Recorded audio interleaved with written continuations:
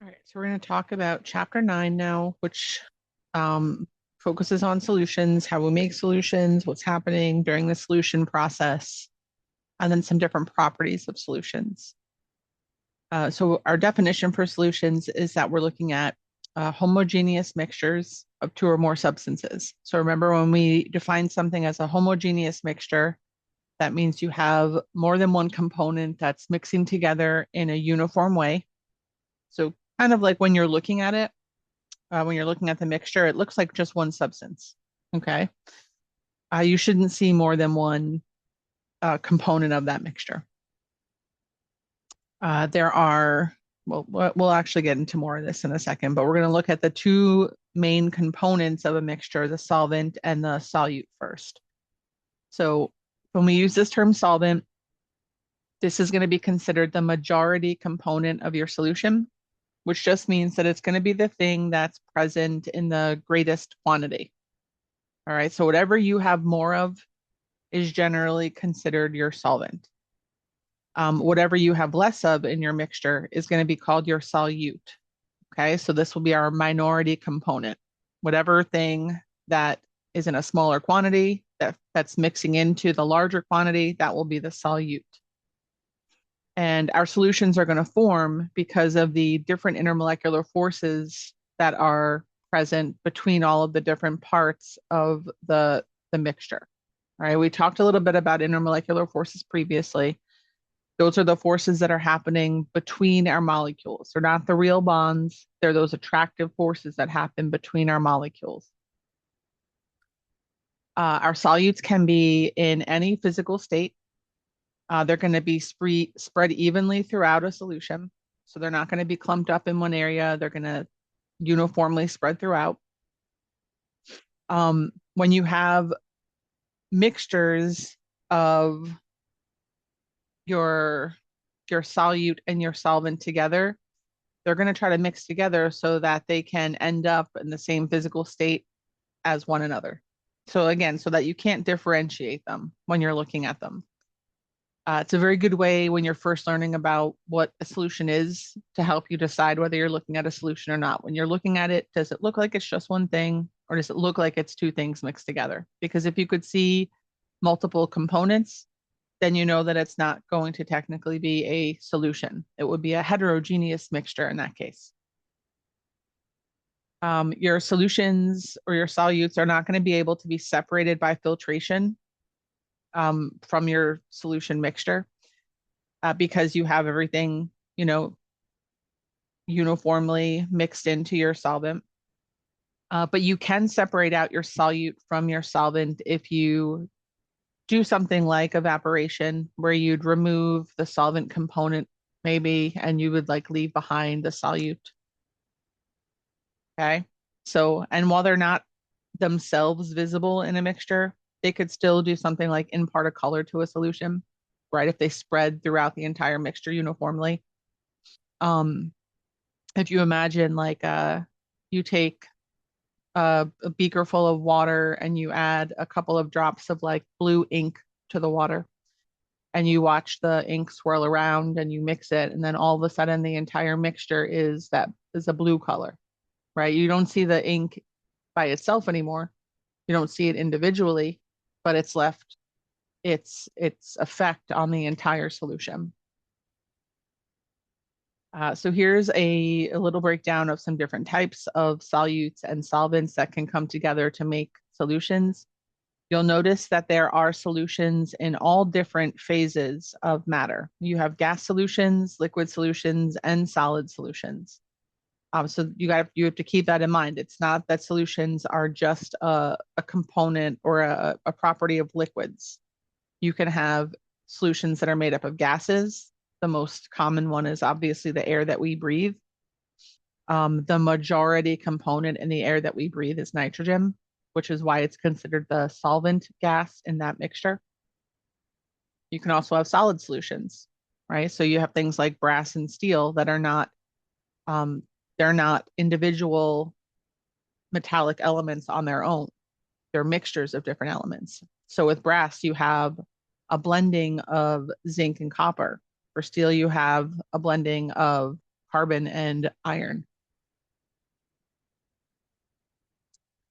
One of our most common solvents is water. Remember that water is a polar substance. And so when you have polar material that you need to dissolve, water is a great solvent for that. We know that it's one of the most common solvents in nature. Many things are composed majorly of water, even ourselves included, right? Water has hydrogen bonding that occurs throughout. And hydrogen bonding is when we have the oxygen hydrogen bond that's present in the water molecule.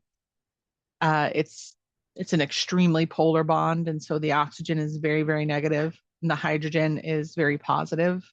And that charge difference, that dipole that forms, is going to create attractive forces with other water molecules that are present. So the hydrogen from one water molecule that's very positive will be attracted to the oxygen, which is very negative on a different water molecule. So then these things will end up being very attracted to each other. And that's going to, it impacts the property of the solution. The water stays, it stays very kind of stuck together more than things that are nonpolar. For a solution to form, we're going to have a few different interactions that we need to look at, a few different outcomes that can happen. All right, we have things that are called the solute-solvent interactions. We have solute-solute interactions, and we have solvent-solvent interactions.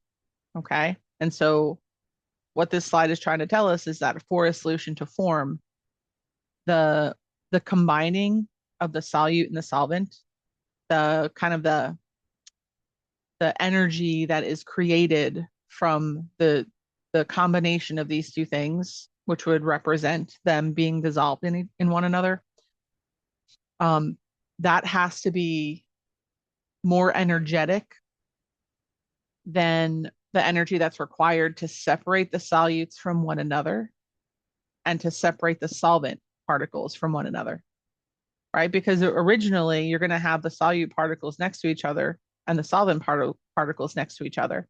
And they're both going to have intermolecular forces that hold them together with themselves. And so for a solution to happen, the solute particles have to spread out from one another and the solvent particles have to spread out from one another, and then they have to mix. So that can happen if the energy that comes out of that mixing process is large enough to justify the cost of splitting these things up. Okay.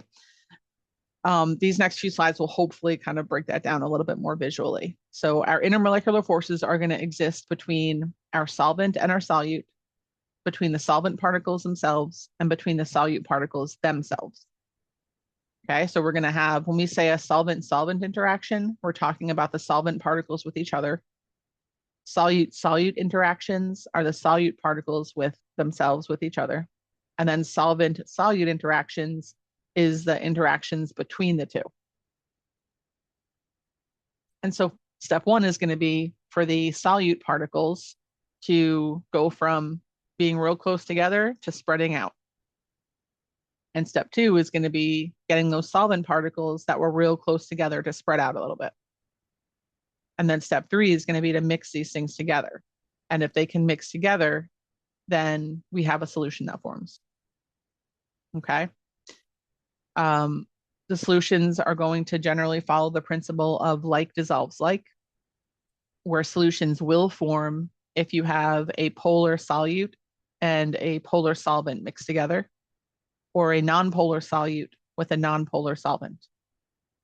Solutions generally do not form if your solute is polar and your solvent is nonpolar, or vice versa.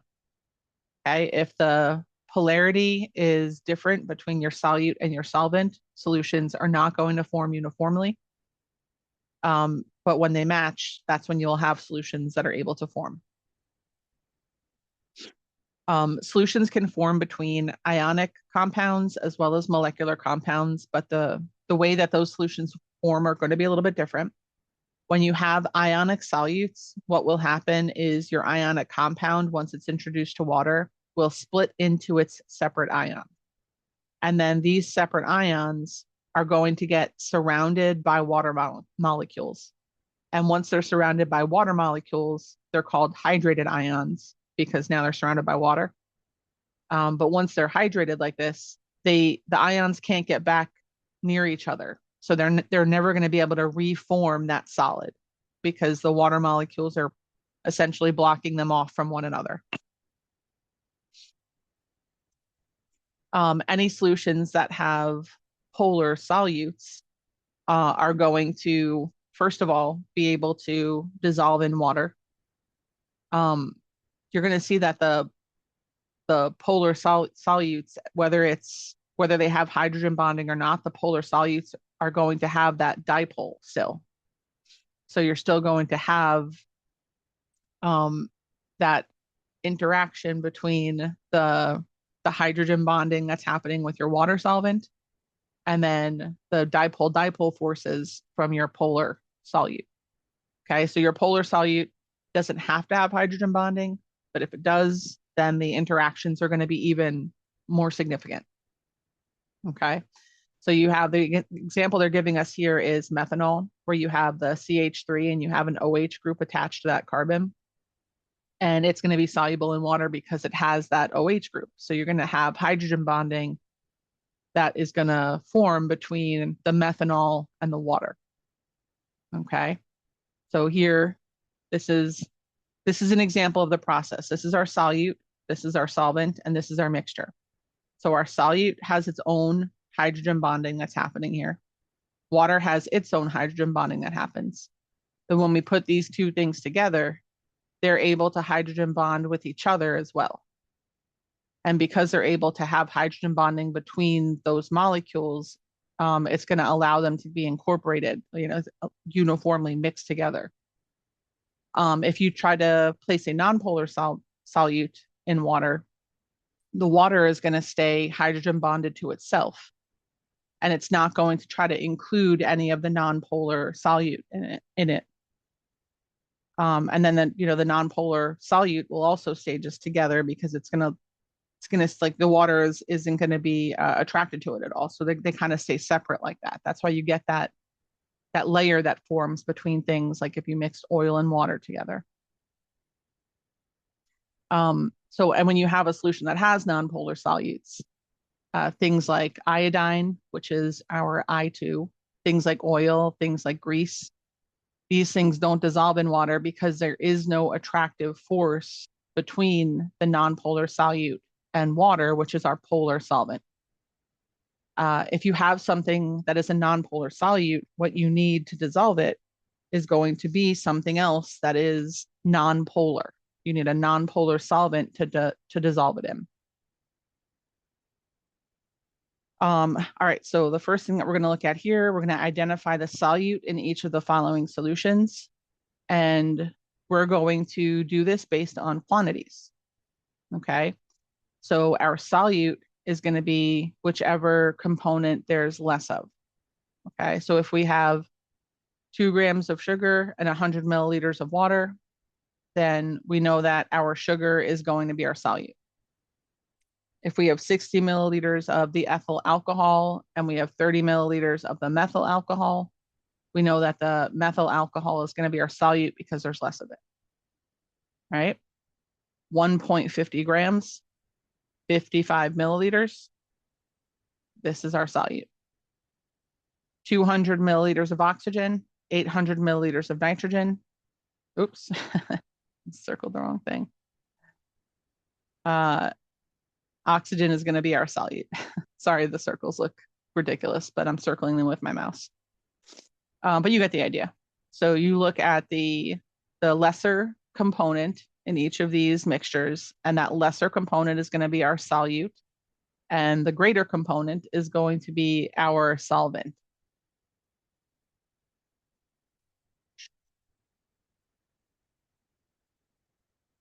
All right, next question. When solid lithium chloride is added to water, it dissolves because, and then they're giving us the They're essentially asking us what happens to the lithium and what happens to the chloride ions. And for this, you have to remember that opposite charges are going to be attracted to one another. So the lithium part of the lithium chloride is going to be attracted to the negative part of the water molecule. And the negative part of the water molecule is the oxygen part. And for the chloride ions, it's going to be the opposite. The chloride has a negative charge. And so that negative charge is going to be attracted to the positive part of the water. It's going to be attracted to the hydrogen part, which is positive.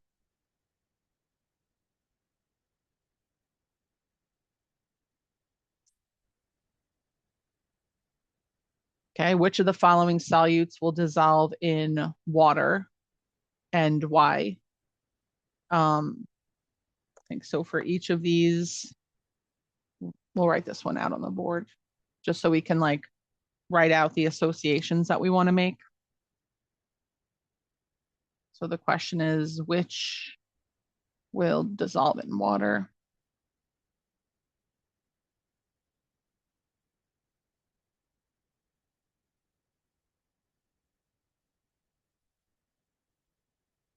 And again, for a question like this one, you know, if you're following along in the video, you can pause it and try to reason it out for yourself first, and then we can double check.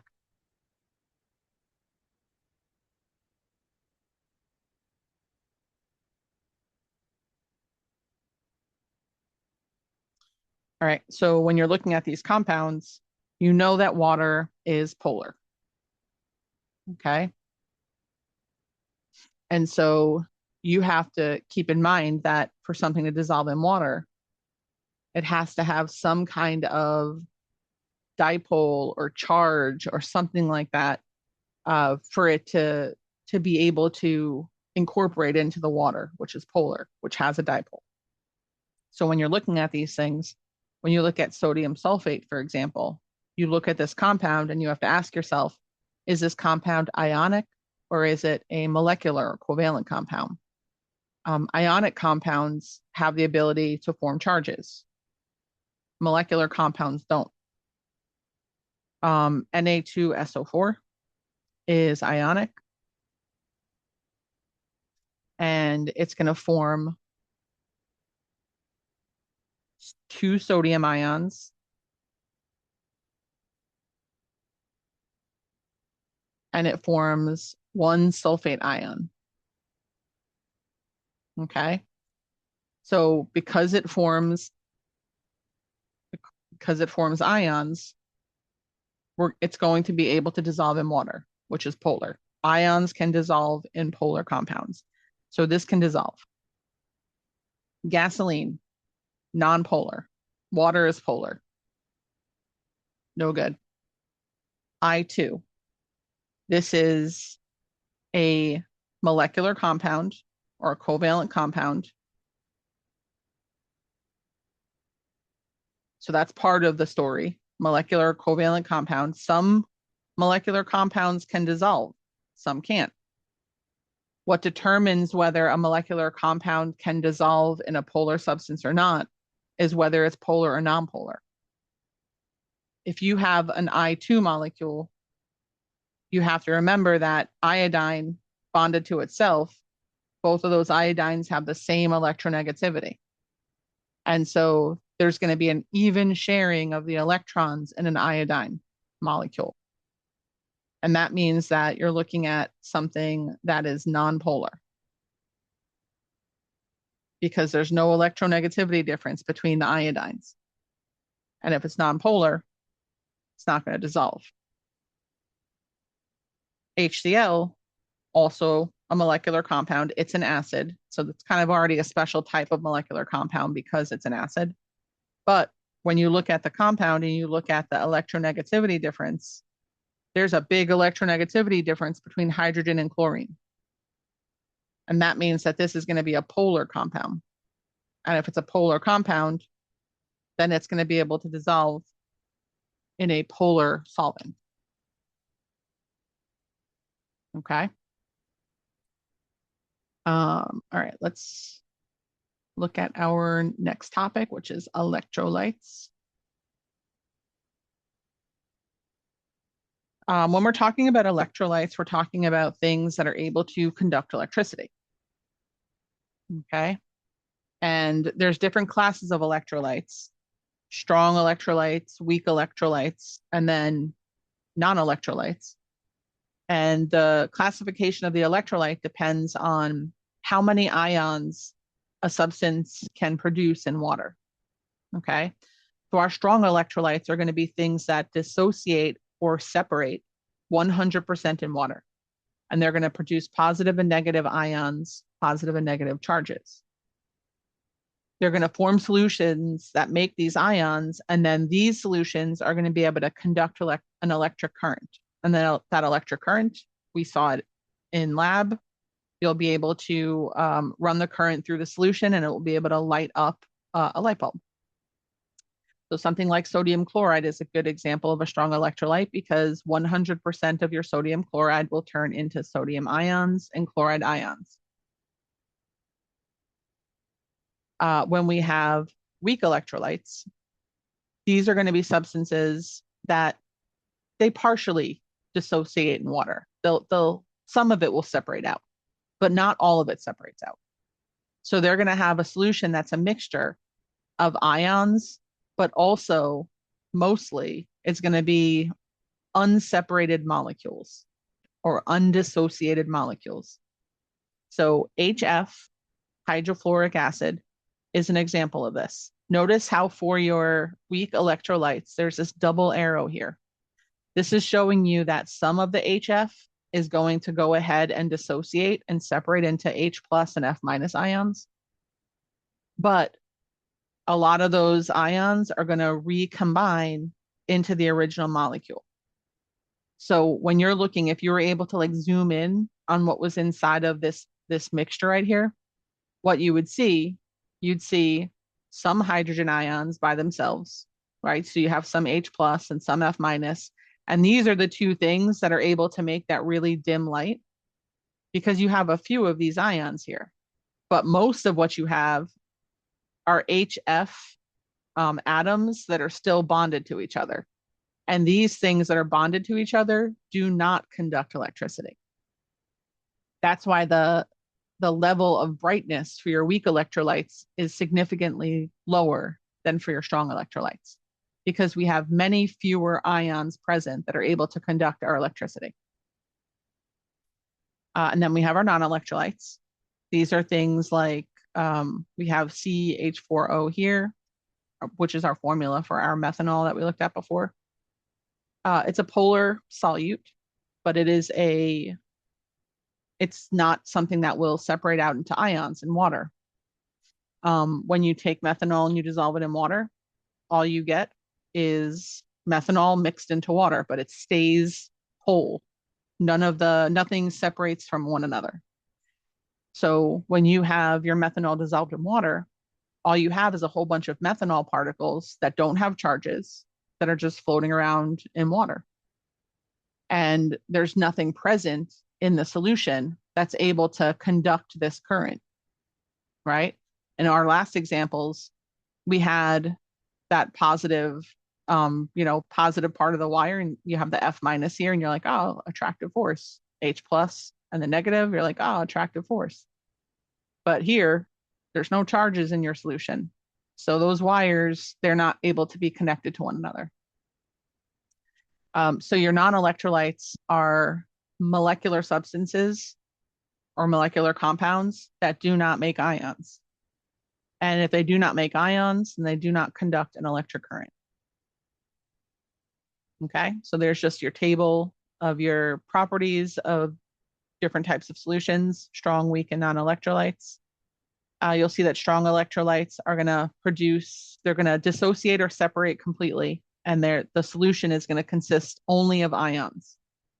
Okay, so these are going to conduct electricity very strongly. Your weak electrolytes are going to dissociate partially, and your solution would be mostly molecules that are neutral, and then a few ions. But those few ions are going to be able to weakly conduct electricity. And then we have our non-electrolytes, which do not dissociate at all. They stay whole, and the solution would consist of only molecules, no conduction of electricity at all.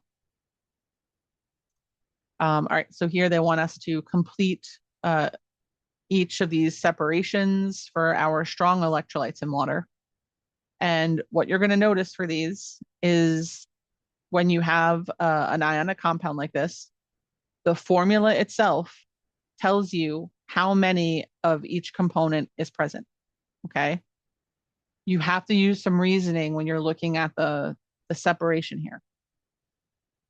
This formula tells you that we have 1 calcium and we have 2 chlorines. Okay.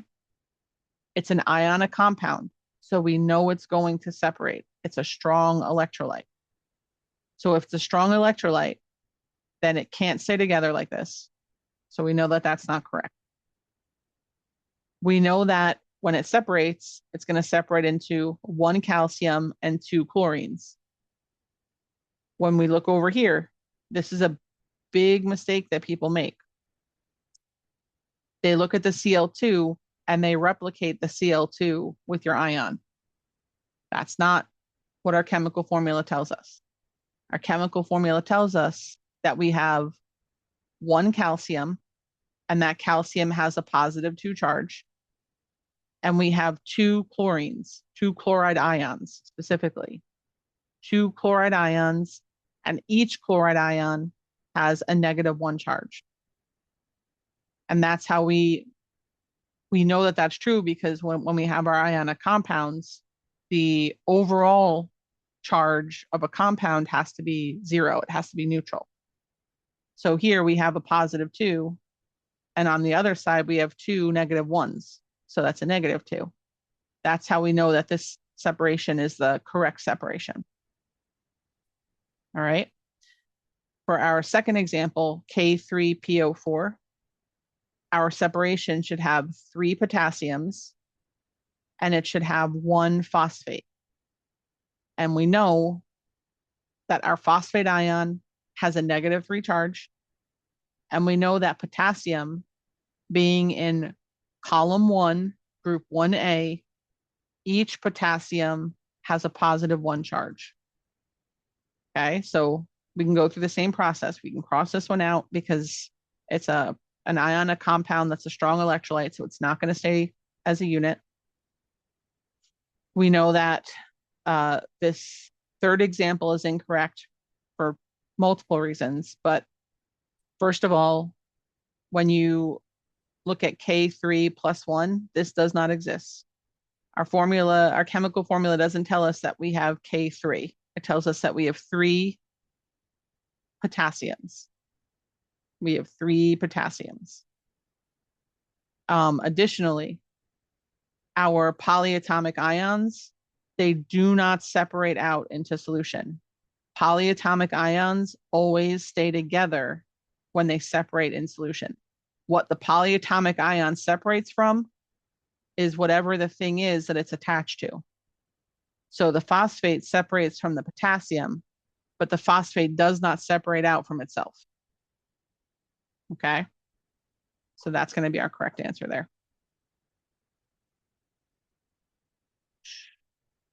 Erase all these.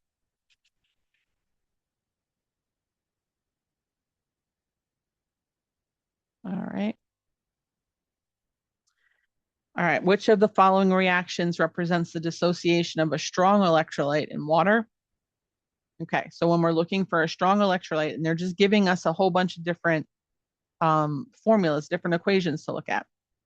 We know that a strong electrolyte is going to have a single forward arrow.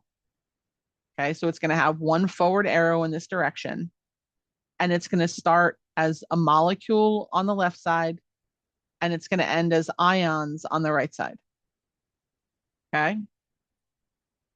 So when we look at the first example, we have NH3 gas plus H2O liquid, and we have the double arrows here, and it produces NH4OH. This is going to be an example of a weak electrolyte because we have our double arrows here. Next example, we have our CH4O, our methanol. We add it to water, and we produce CH4O aqueous. So we have we still have methanol that exists as a molecule. It's just mixed in with water now. No ions are being formed there. They're staying as whole molecules. So that's going to be a non-electrolyte. Here we have sodium sulfate. We're mixing it with water and we're making 2 sodium ions and 1 sulfate ion for every formula unit of sodium sulfate that we dissolve. This is an example of a strong electrolyte. This is a case where we have 1 formula unit of our ionic compound that we start with. We mix it with water and we make ions. That's how we know it's a strong electrolyte. Option D, we have C2H6O that's liquid. We mix it with water and it ends up as C2H6O that's aqueous. There's no charges here, no ions. And that means, again, it's non-electrolyte.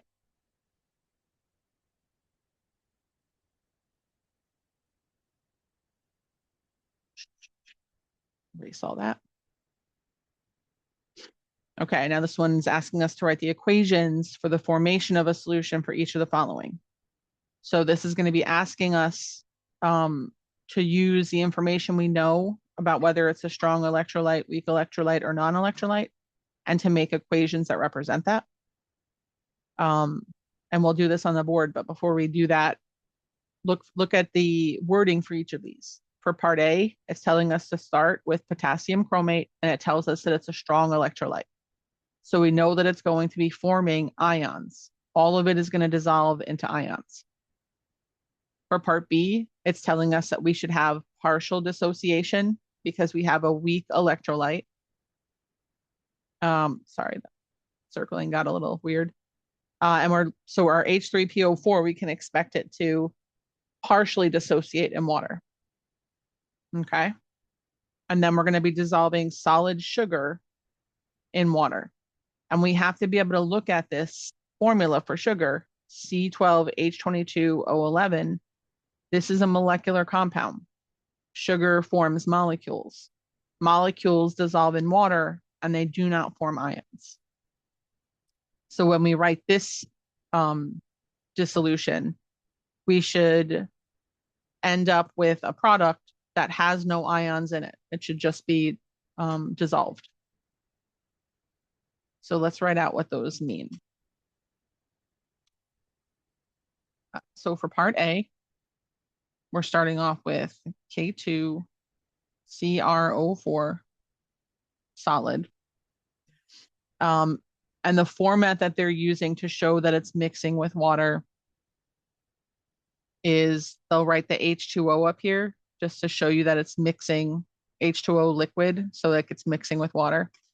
On the other side of that, we know that this is going to be separating into its ions, 2 potassium ions and 1 chromate ion. So we're going to have 2 potassium ions. Each potassium is going to be a +1. And now they're going to be aqueous because they're mixed with water. And then we're going to have, you don't have to write the 1, I'm just writing it here for demo. We're going to have 1 chromate ion. So that's going to be CrO4 with a -2 charge, also aqueous. That's our strong electrolyte.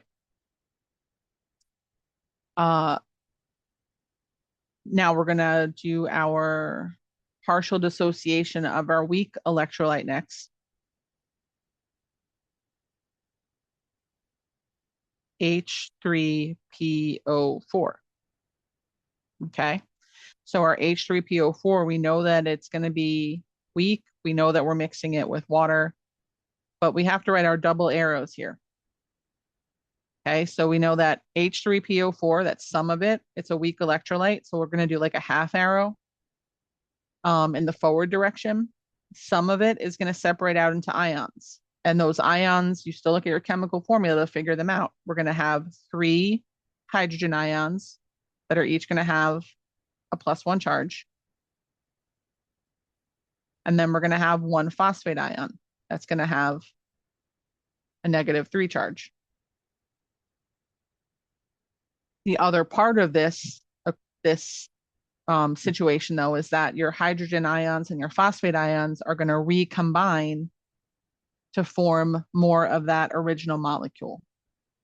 Okay, so when you have, remember, this is our strong electrolyte, this is our weak electrolyte. When you have your weak electrolytes, you're going to see those partial dissociations where you have your ions recombine to form your original substance.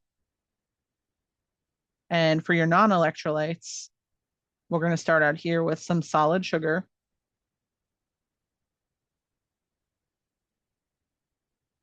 We're going to dissolve it in water. So we're still going to have our H2O liquid. But on the other side of that, our solid is going to dissolve in our liquid water, and it's going to stay as our sucrose molecules.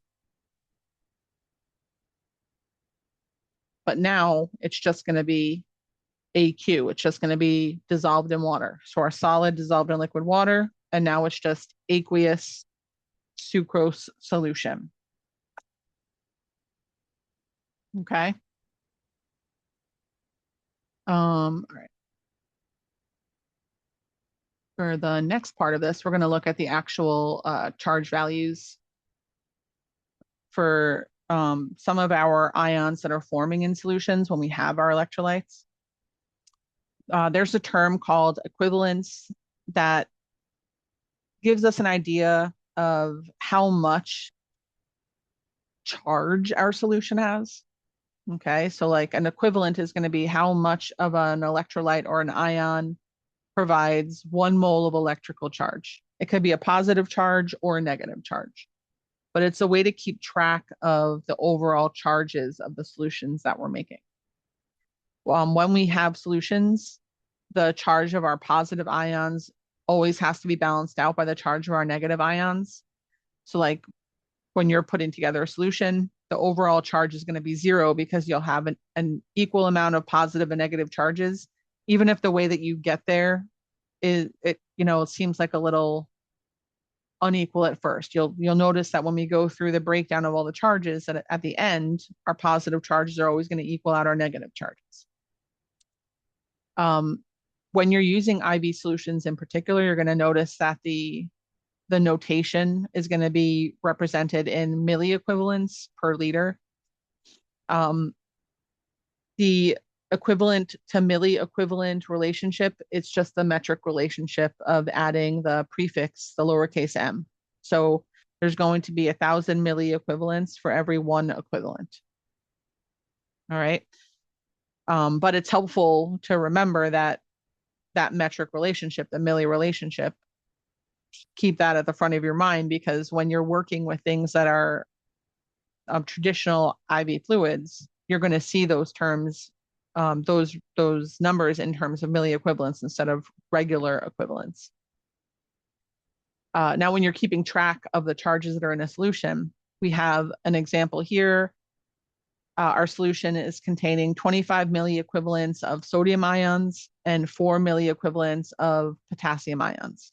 Okay, so we have potassium chloride and sodium chloride, potassium chloride and sodium chloride that are contributing to the overall, they're contributing the ions that are in our solution.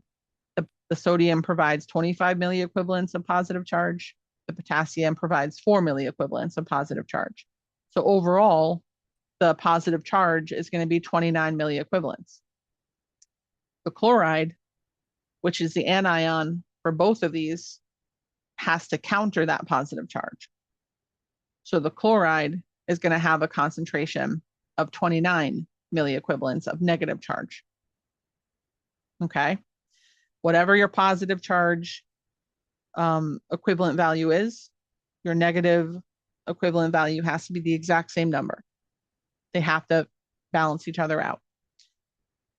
You're going to notice that the ionic charge of your ions is going to be directly related to the number of equivalents in 1 mole of that substance.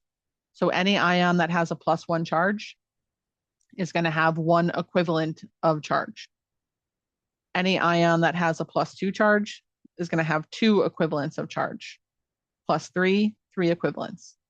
And then the same relationship for our negative charges, but these will just be, we're just keeping track of this on the negative column.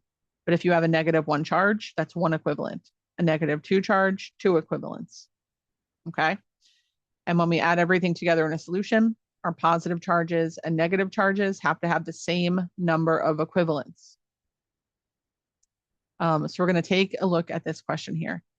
The laboratory tests for a patient indicate a blood calcium level of 8.8 milliequivalents per liter, and they're asking us 2 questions here. How many moles of calcium ion are in 0.5 liters of blood?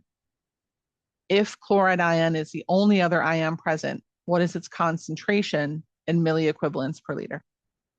Okay, so we'll take a look at how to answer both of those questions. But for starters, part A is asking us how many moles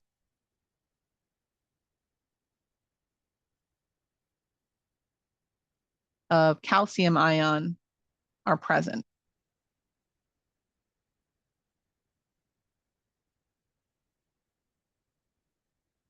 We've got 0.50 liters of blood.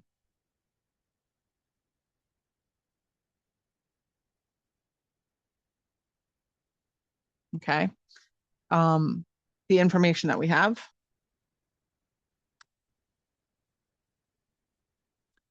Our blood calcium level is 8.8 milliequivalents per liter.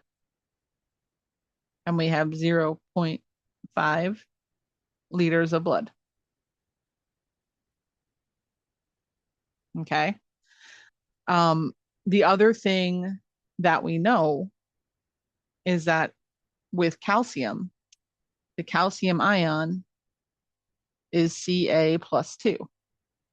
So we know that every 1 mole of our calcium ion is going to have 2 equivalents of charge. Okay. That's an important connection to make there. So if we have 0.5 liters of blood, right, we can figure out how many milliequivalents of blood are in 0.5 liters. We're going to say, all right, we have, let's make a little pathway for ourselves over here.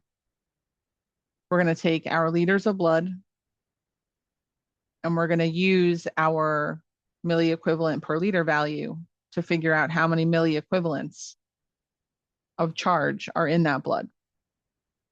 All right, then we can say, okay, well, once I know the milliequivalents, I can figure out how many equivalents there are by doing my metric conversion. Once I know how many equivalents there are, I can figure out how many moles of calcium there are, because there's a relationship between the moles of calcium and the equivalents that calcium provides. All right, so we can break that up into steps. So step 1 is going to be to take our 0.5 liters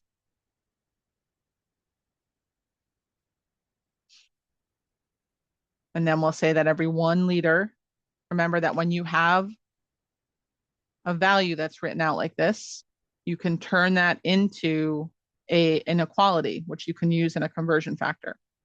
So what this tells us is that every 1 liter equals 8.8 milliequivalents. That's what that tells us. And this is what we can use here now. We're going to put our liter unit on the bottom. And we're going to put our 8.8 milliequivalents up top. You can do this all in one step, or you can break it down into individual steps if it makes more sense to you. You just have to make sure that the steps that you're doing are logical to you as you're going through this. So we do 0.5 times 8.8.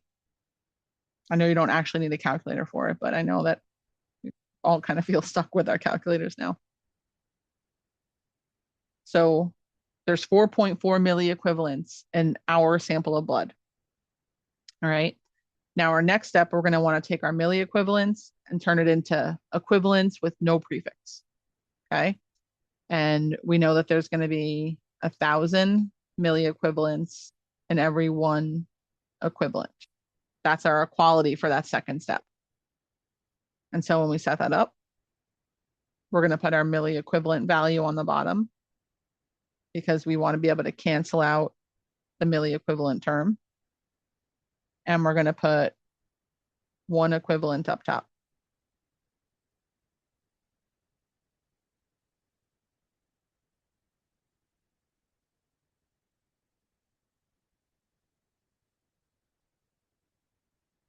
Okay, so this would be like step 2.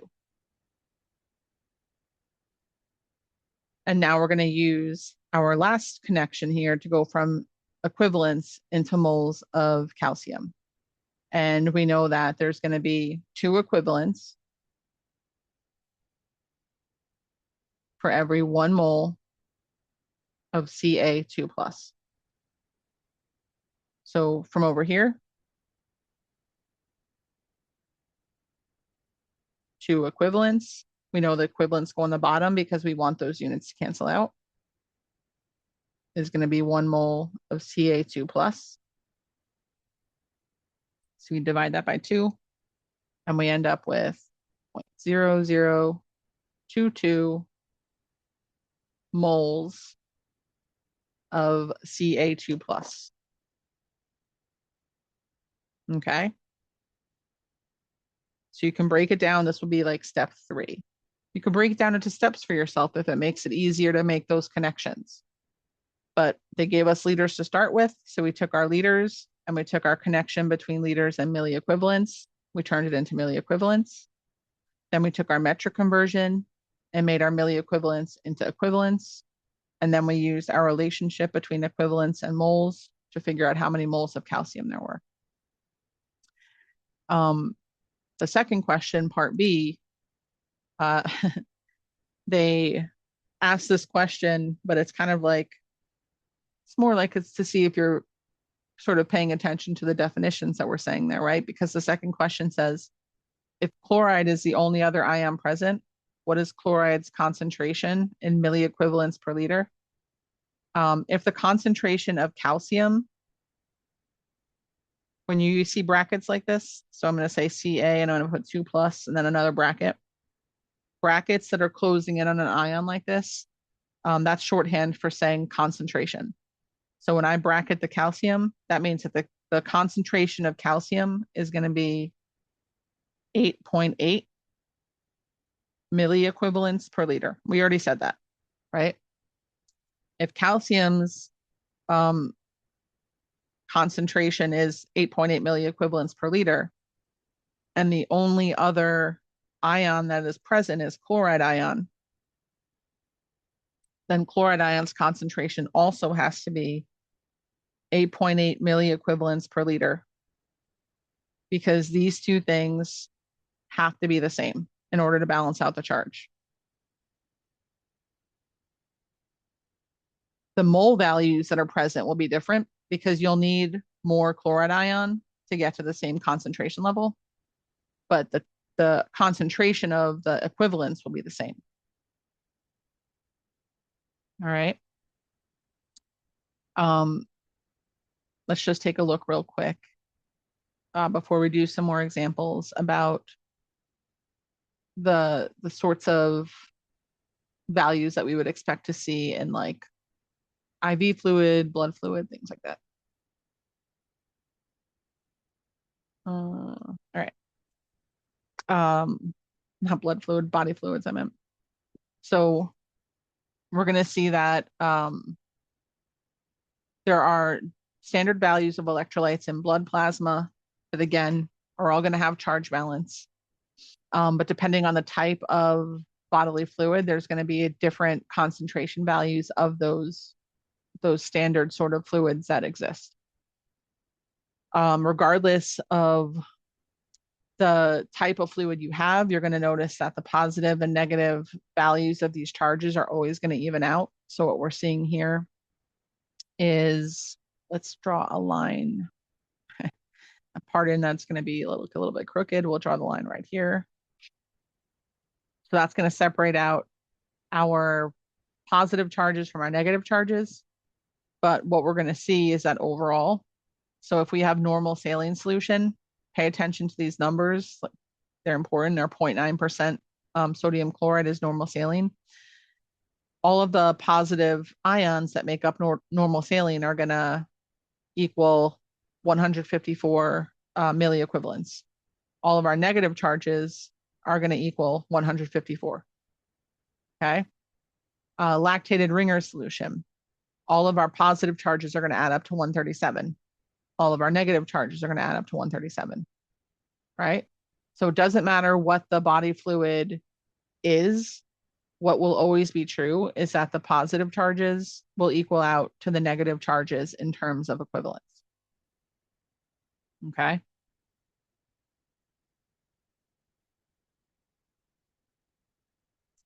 All right. So for our questions here, well, I guess for this first one, we can do it on the board, and for the other two, we can write out some solutions for this. But when we have 1 mole of Fe3 plus, we know that 1 mole of that ion is going to have 3 equivalents of charge, right? So the charge on the ion is directly related to the number of equivalents that are present in 1 mole of that substance. Okay. As soon as we have a different number of moles of the substance, we have to take that mole value into consideration when we're determining the amount of equivalents that are present. So for that second question, we have 2.5 moles of our sulfate ion. But what we also know is that in our sulfate ion, every 1 mole of sulfate is going to have 2 equivalents, right? So if we have 2.5 moles of sulfate, and we know that every 1 mole of sulfate has 2 equivalents, then we can multiply and we can say, all right, well, there's going to be 5 equivalents in 2.5 moles of sulfate. All right. Go back to the question screen. All right, so we had that one. We have this one. And then if an IV bottle contains sodium chloride and the sodium ion is 34 milliequivalents, then the chloride ion also has to be 34 milliequivalents because they have to be equal to each other. Oops. All right. Solubility. Let's talk about this one next.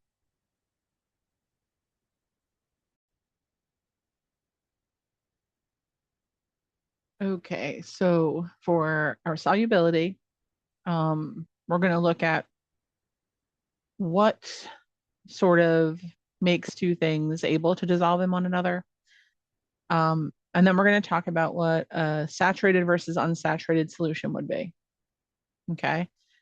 So when we talk about solubility, we're talking about the maximum amount of solute that is going to be able to dissolve in a specific amount of solvent. So if you're taking like salt and water, for example, the solubility would be how much of the salt could dissolve in, for let's say, like a glass of water or a gallon of water. Okay, if we have more water, we're going to be able to dissolve more salt. But we're going to want to be able to determine what those solubility limits are. We're going to see that solubility is going to be temperature dependent. Okay, so as the temperature changes, the solubility of that solute is going to change as well. Usually for solids anyway, as the temperature increases, our solubility will increase as well. There are a couple of times where that's not true, but that's a general trend. We're going to express solubility as the grams of the solute that we're looking at in 100 grams of solvent. Okay, and if we're looking at aqueous solutions, then that solvent is going to be water. So when you're looking at a solubility table or a solubility curve where it looks more like a graph, you'll be reading the solute values as grams of solute that are able to be dissolved in 100 grams of water. Okay, and you're going to be able to pull that information out of your solubility table. Now there's different classifications of solutions. We have solutions that are considered unsaturated, and these are solutions that contain less solute than the maximum amount that can be held in that solution. So when you have an unsaturated solution, that means you can still add more solute to it, and the solute will continue to dissolve. In saturated solutions, this is where we have the maximum amount of solute that is able to be dissolved. Okay, in some saturated solutions, you will even see that there will be undissolved solute at the bottom of the container because the solvent in the container, it physically cannot dissolve any more solid. What happens in that process is that you have your solute and your solvent mixing together and your solute will dissolve up to the point of saturation. Once you have a saturated solution though, excuse me, that saturated solution will also begin the process of recrystallizing into solute. So the process is, it's back and forth. Okay. Once you reach the point of a saturated solution, you enter into what's considered an equilibrium, which we'll talk about more in the next chapter. And an equilibrium means that you reach a point where two processes are occurring at the same time at the same exact rate. So when you're looking at the solution, you won't see much of a difference. It'll just look like you have a bunch of solute dissolved in your solvent. And then maybe you have some of that extra solute on the bottom. You won't see a change in any of the levels at that point because the solution and the recrystallization will be happening at the same rate. That's what you're looking at here. If you have an unsaturated solution, there's going to be space for more solute particles to dissolve.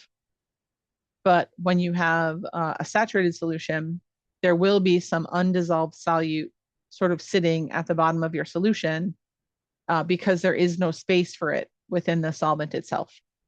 So that undissolved solute will dissolve, and once equilibrium is reached, it will also recrystallize. But once this part happens, you won't see any change in what you're looking at here because any solvent, any solute rather, that is dissolved will see the mixture sort of recrystallize and contribute back into the solute that remains on the bottom.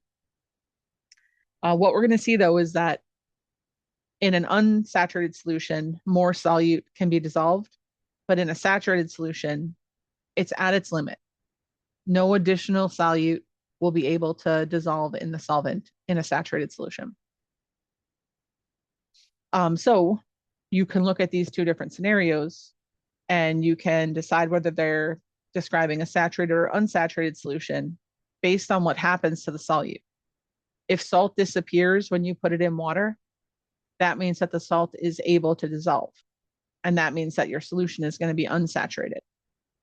It still has more room for the solute to be incorporated.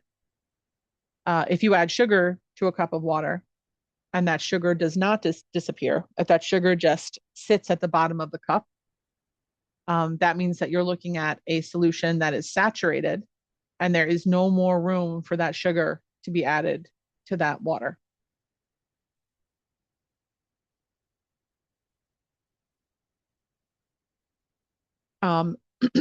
We can also look at saturation in terms of values, the numerical values that we talked about in terms of defining solubility. So what they're telling us in this question is that at 40 degrees Celsius in particular, the solubility of KBr is 80 grams per 100 grams of water. So what that means is that at 40 degrees Celsius, we're going to be able to dissolve 80 grams of KBr if we have 100 grams of water available. That's the maximum amount of KBr that we can dissolve. So we're going to look at each of these scenarios and decide whether they're saturated or unsaturated solutions here. Okay, we'll go through this one step at a time so that we could see how to use our solubility limit.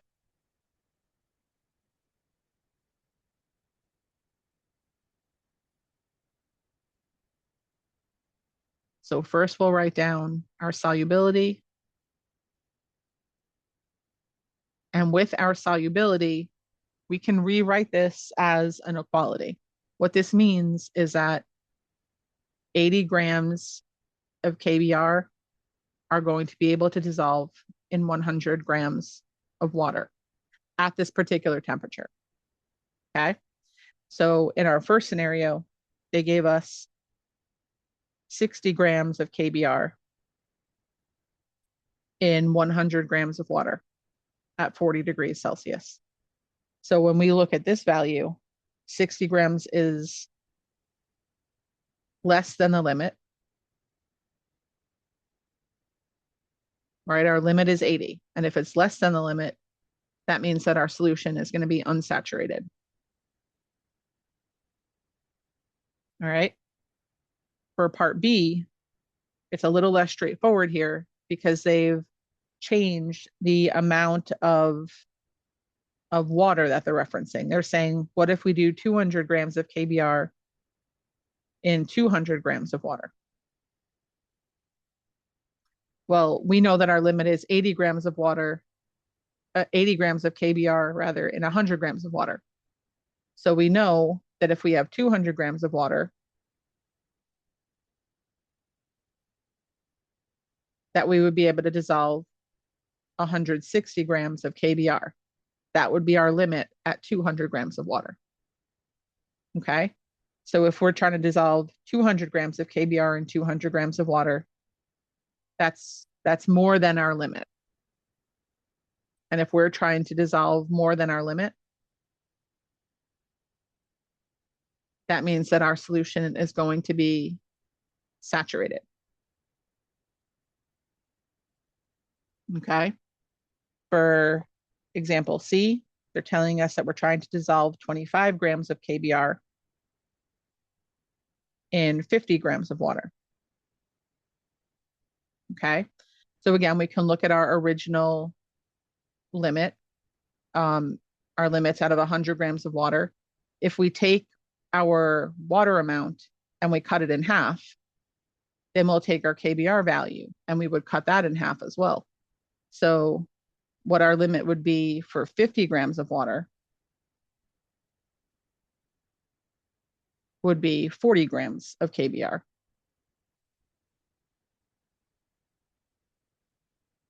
And so 25 is less than 40. And so we know that if it's less than our limit, then our solution is going to be unsaturated.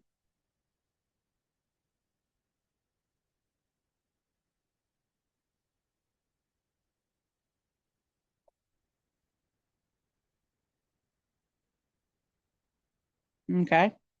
So that's how we're able to tell those things. Let's look at an actual solubility curve and see how we can get information from those solubility curves. All right, there we go.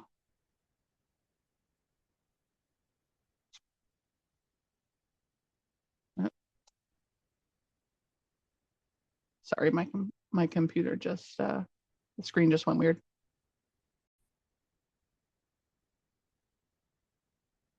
Okay, so what we're looking at here is a solubility curve, and I want you to look at how we're going to read these solubility curves. You're going to see that we have our y-axis here, and this is going to tell us our solubility value. So that equality that we wrote out, the grams of solute for every 100 grams of water, that's what we read on our y-axis. And our x-axis tells us the temperature. Okay. And so if you look here, these are some common solid substances. And you'll see that for all of these substances, as your temperature gets larger, the solubility gets larger as well. Okay. So like we said, solubility, it depends on temperature. All right. And for our solids, as our temperature increases, we're going to see that solubility increase as well. Where you will not see that relationship is with gases. Okay. For gases, the solubility is going to decrease as our temperature increases. All right. When you're going to read one of these solubility tables, okay, like let's say that we have our 40 degrees Celsius again, like we had for the last problem. Okay, so at 40 degrees Celsius, if we want to read some of these solubilities, let's read the solubility of sodium nitrate at 40 degrees Celsius. What we would do is we would find the temperature that we're interested in focusing on, so 40 degrees, and we're going to trace that temperature line up until it intersects with the point of our substance of interest. So here, the sodium nitrate line is this blue curve, and this is the point where the blue curve and 40 degrees Celsius meet each other. So now what I'm going to do to figure out the solubility of the sodium nitrate is I'm going to trace that line back to my y-axis, and it reads 100 grams. So what that tells me is that 100 grams of sodium nitrate can dissolve in 100 grams of water at 40 degrees Celsius. Okay, that's how we're going to be able to read these solubility curves.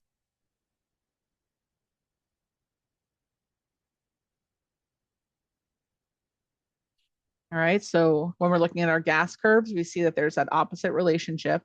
For standard gases, the solubility of gases will decrease as the temperature increases. We can look at these two questions and we could try to relate these to our gas, the relationship of gas solubility and temperature. Why could a bottle of carbonated drink possibly burst or explode when it's left out in the sun?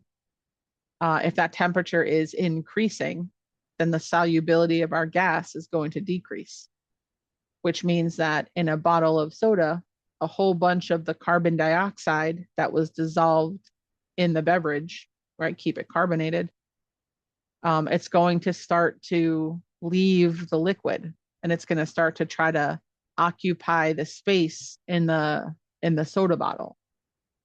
And so the bottle's only going to be able to hold so much of this gas that's leaving the liquid. And at some point, it's very possible that the bottle could rupture because so much gas is trying to exit the liquid at that high temperature.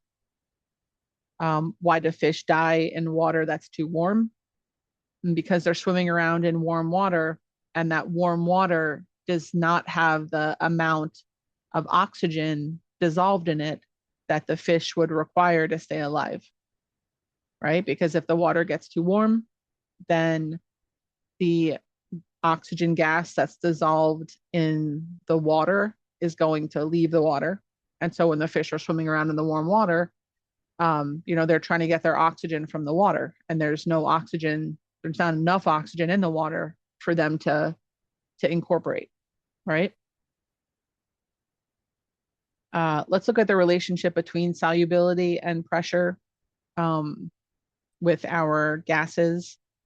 The relationship here is called Henry's law, and it states that the solubility of a gas in a liquid is directly related to the pressure of that gas above the liquid. At higher pressures, more gas molecules are able to dissolve in the liquid, right? So if you keep something at very high pressure, more of your gases will be able to dissolve. You can see this again with the example of like soda, right? A can of soda. When you have a sealed can of soda, you have a very high pressure situation. Everything is packed down into this space. And so all of the carbon dioxide that was introduced into the liquid is dissolved in that liquid. As soon as you open the soda can, now you're going to be decreasing the pressure, because now all of a sudden this gas has all of the space in the world to move around in. So it leaves the can and it exits out into the air. And as that pressure decreases, the carbon dioxide is going to bubble out of your solution, it's going to leave your soda. So as our pressure is high, our gas solubility is very high. As our pressure is low, our gas solubility is very low.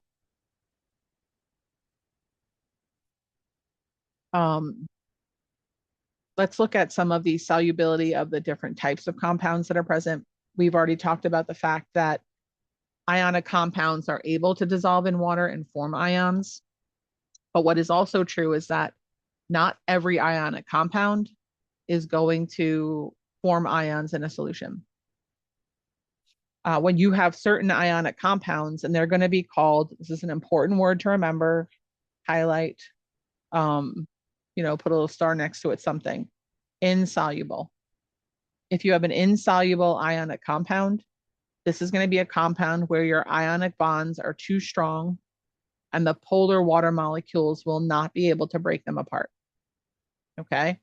So in insoluble ionic compounds, no ions form. Your compound stays together. It does not separate. Okay? Now to determine which compounds are soluble or insoluble, a lot of it's trial and error. And what we're able to pick up from that is that there are certain ions, certain compounds that contain specific ions. And when a compound contains these specific ions, the compound is usually soluble. It usually can dissolve. Okay? The most important ions for you to remember from these are going to be the ones that I am circling here. And that is because with these ions, lithium, sodium, potassium, rubidium, cesium, ammonium, nitrate, and acetate, with these ions, there are no exceptions at all. All of these ions are soluble 100% of the time. So if you have a compound that has lithium in it, that compound is soluble. If you have a compound with acetate in it, that compound is soluble. All right, you have a compound with cesium in it, soluble, always, 100% of the time. Okay, so you have to know these solubility rules. You have to remember them. There will be some questions on your exam where they're just going to show you a compound and ask you if it's soluble or insoluble. If you know the solubility rules, it's a very, very easy question to answer. But if you don't know your solubility rules, then you're just going to be guessing. Okay. The other part of this chart shows you 4 different ions, these 4. And these ions are usually soluble, except when they're combined with certain ions. So like chloride is usually soluble. There are 3 times when it's not soluble. If you combine it with silver, silver, lead, or mercury. Okay, that's the only times that your chloride won't be soluble. For bromide and iodide, it's the same thing. It's always soluble, except when you try to combine it with silver or lead or mercury. Then it's going to form a solid. For your sulfate ions, sulfate is usually soluble also, but it has a few more exceptions. Its exceptions are going to be barium, calcium, and strontium, which you'll notice are all metals that are in your second column in group 2A, and additionally, lead and mercury. Okay, so these first batch, those ions are always soluble. There are no exceptions to this. 100% of the time, they will dissolve in water. And for our last 4 ions here, these are usually soluble, and except for when they're combining with one of the exceptions. Okay? But you have to know those solubility rules.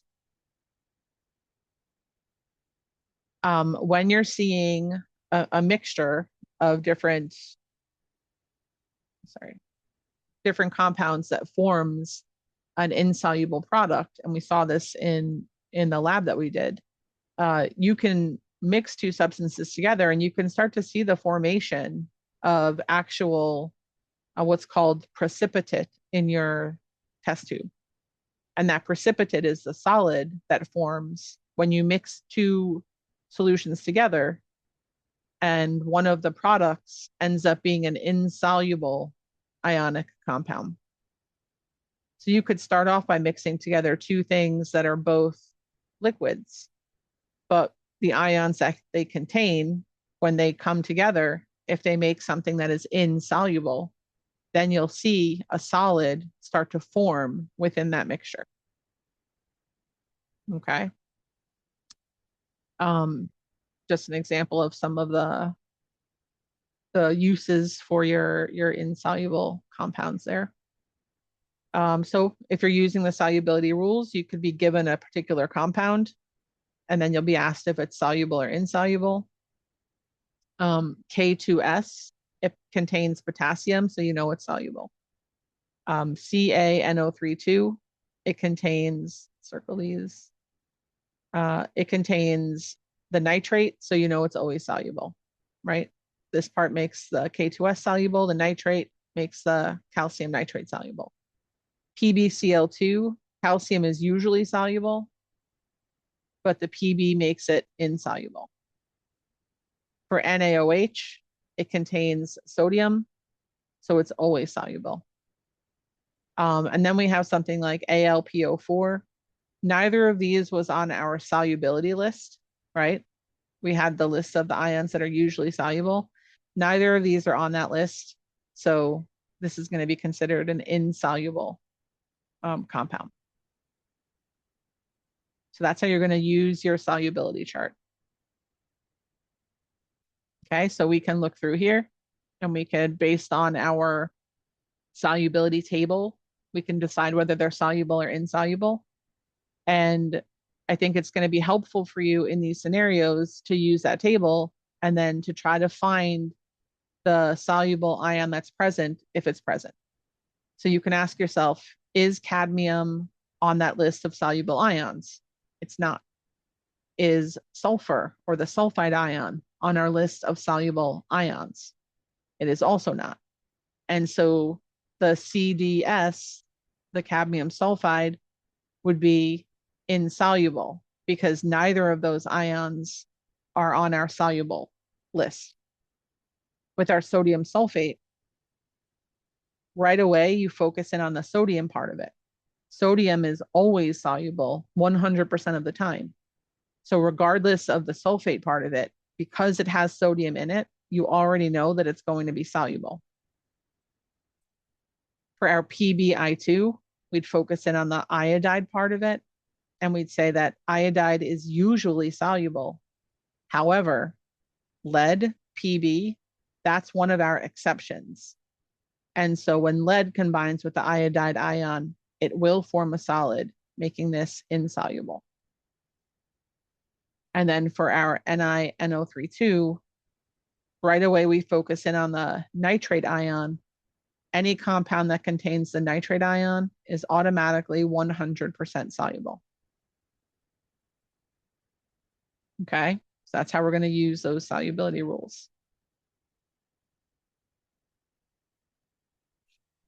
We can also use our solubility rules to predict the potential products that would form when two different substances are mixed together. The product that forms, again, I know we just said it, but to reiterate, when a solid product forms, that product is going to be called a precipitate. And we're going to be able to figure out the precipitate that forms by looking at the ions that each reactant contributes, and then seeing what happens when the positive ion here connects to the negative ion here. And when the positive ion here connects to the negative ion here. Okay, that's how we figure out what potential products form. So let's look.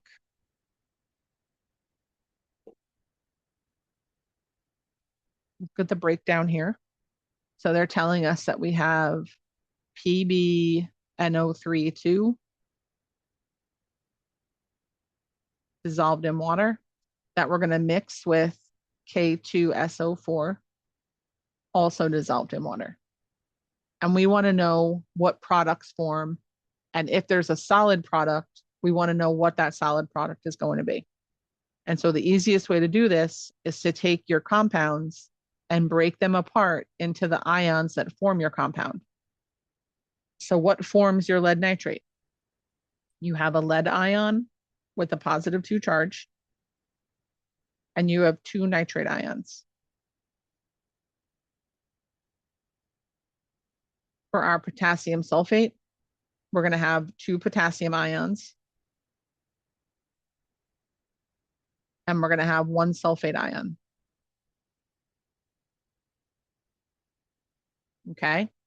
And what happens is that the positive charge from one compound is going to try to combine with the negative charge of the other compound, and then vice versa.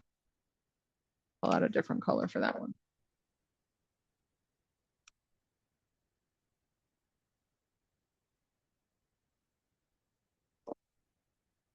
Okay. So when the potassium and the nitrate combine, you would end up forming 2 KNO3s. And then you have to decide if this is soluble or insoluble. You know that it contains a nitrate ion and it contains potassium. Both of those ions are soluble 100% of the time.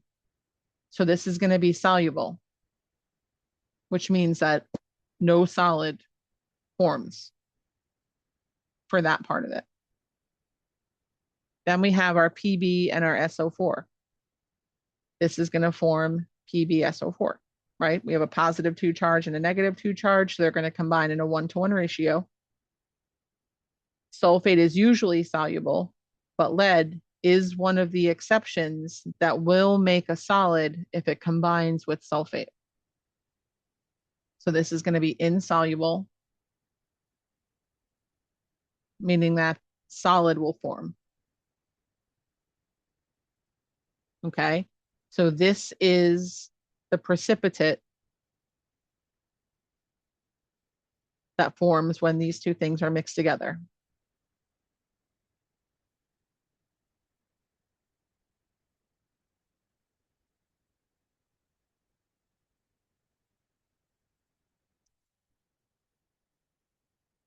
Okay.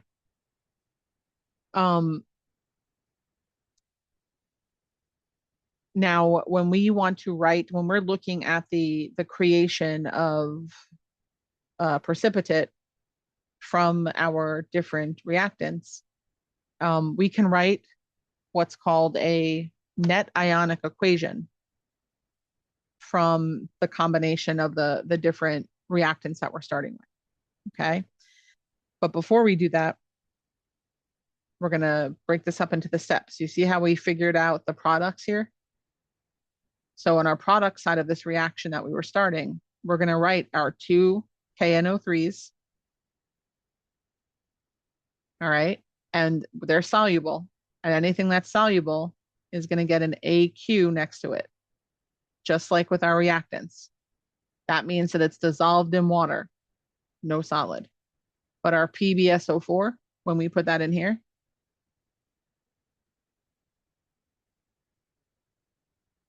because it's insoluble in a solid forms, we're going to put an S next to it to represent the solid state.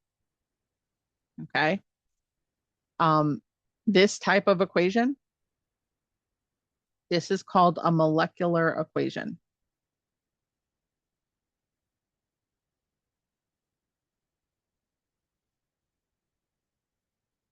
And molecular equations, they show the full compound formulas for everything that's present in your reaction.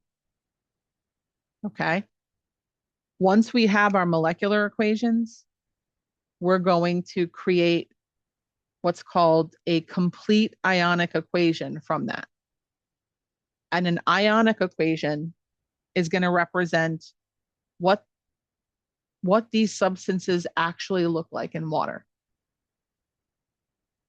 Because when we put these things in a mixture together, the things that are aqueous, they're not going to stay attached to each other. They're aqueous, so they're dissolved in water. They're moving around as ions. So our ionic equation represents the form the ions have when they're in solution together.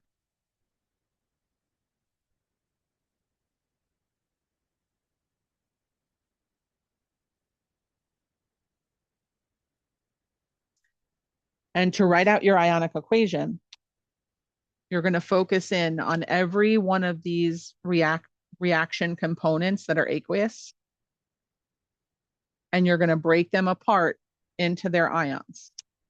Okay.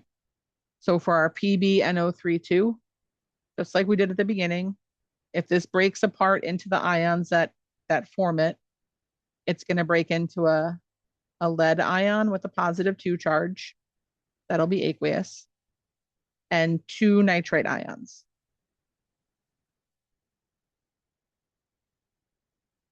Okay. Our potassium sulfate is going to break up into 2 potassium ions and 1 sulfate ion.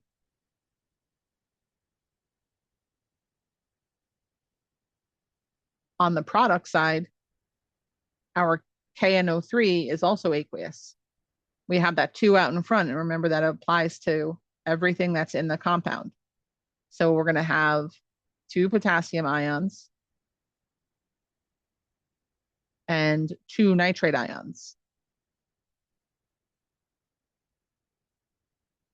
Okay. And then we have our PbSO4, which is a solid.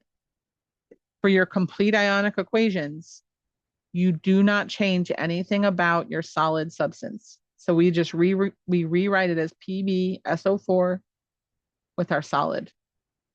No change. The only thing we change are our aqueous components. This is a complete ionic equation. The last equation that we can create from our ionic equation is going to be called our net ionic equation.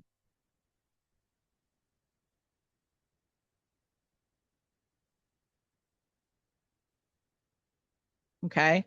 And our net ionic equation is only going to show the things that come together to make the solid.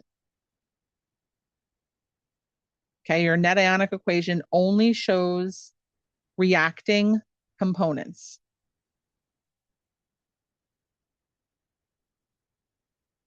And the reacting components in this case are going to be the ions that actually are responsible for making our solid product.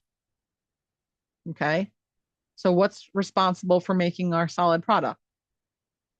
Our sulfate ion and our lead ion. So our net ionic equation is only going to include the lead ion, the sulfate ion, and our solid. Okay. What the net ionic equation does not include are called spectator ions. This is another term that you've got to know.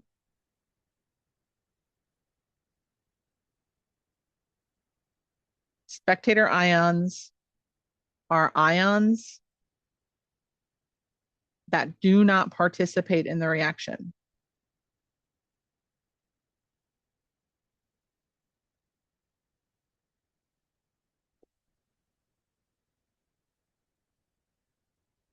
Okay. If they do not participate in the reaction, that means that when you look at them on the reactant side, like we have our 2 NO3 minuses here, and we find them again on our product side, nothing about them has changed. We have 2 nitrates here, we have 2 nitrates here, no change. We have 2 potassiums here, 2 potassiums here, no change. If we looked at our other ions, if we look at our lead, we have Pb2 plus, and now it's part of a solid. So there was a definite change there. That's how we know that the lead is part of the reaction. But our spectator ions, they're just watching the reaction happen. And so when we write our net ionic equation, it does not include spectator ions.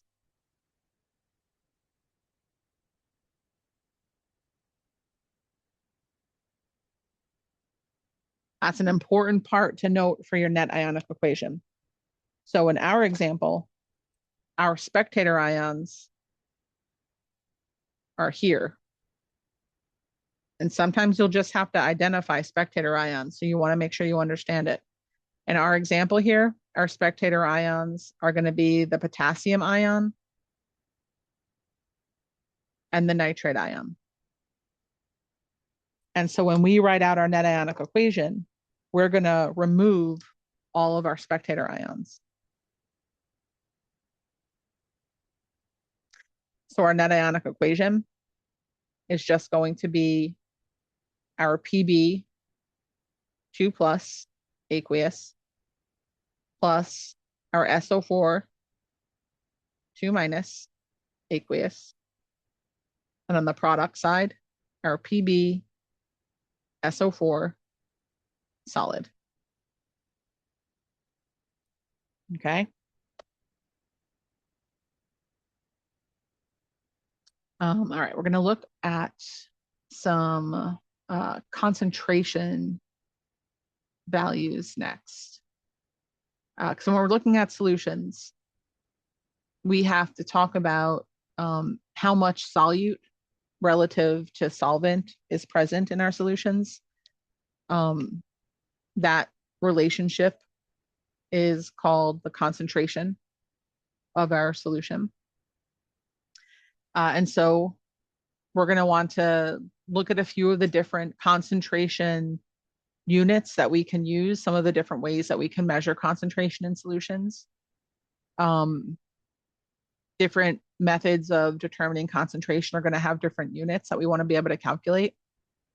And we're going to want to look at the relative amount of solute versus solvent. What happens when you have a concentrated solution versus a dilute solution, something like that.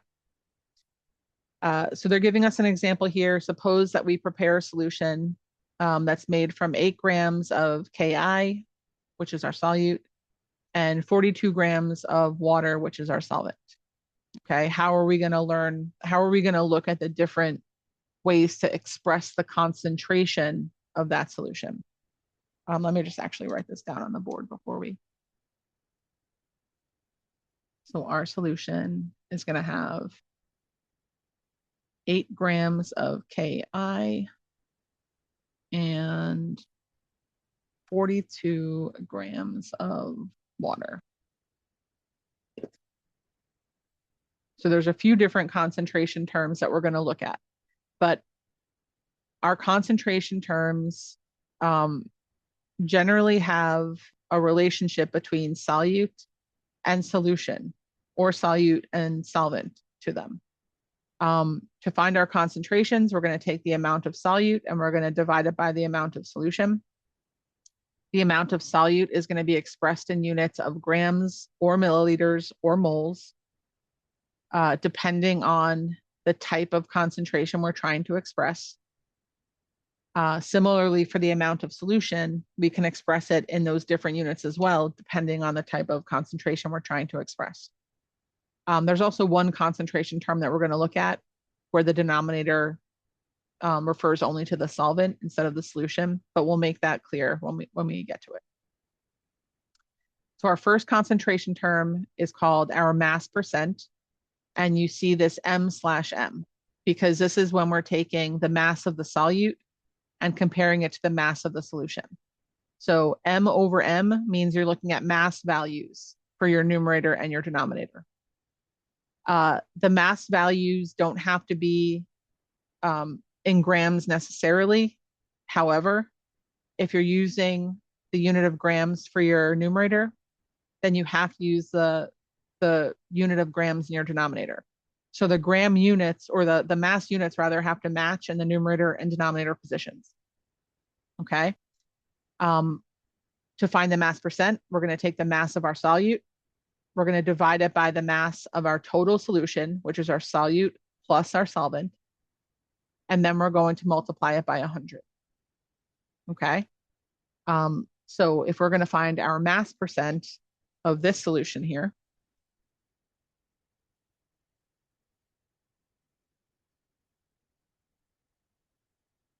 we're going to take our 8 grams of our solute and we're going to divide it by our 8 grams of Ki plus our 42 grams of H2O, and then multiply that by 100.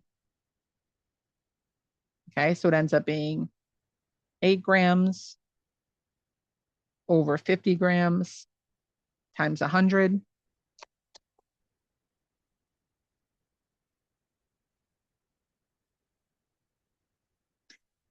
Which gives us mass percent of 16. So it's going to be, when we read this, it's going to be 16% Ki by mass, or mm. Those terms kind of mean the same thing. And what you can do is you can take your mass percent. So if you know that you have this mass percent, you can rewrite that as an equality or a conversion factor for yourself. Because what this means is that if you have 100 grams of solution, 16 of those grams are going to be your solute, your Ki. And that means that you can make your conversion factors from that, depending on the calculation that you need to do. Okay. If we look at a question that's like, we have a 16% and a 16%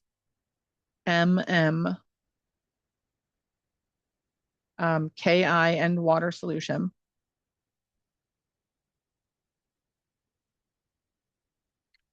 I could ask how many grams of Ki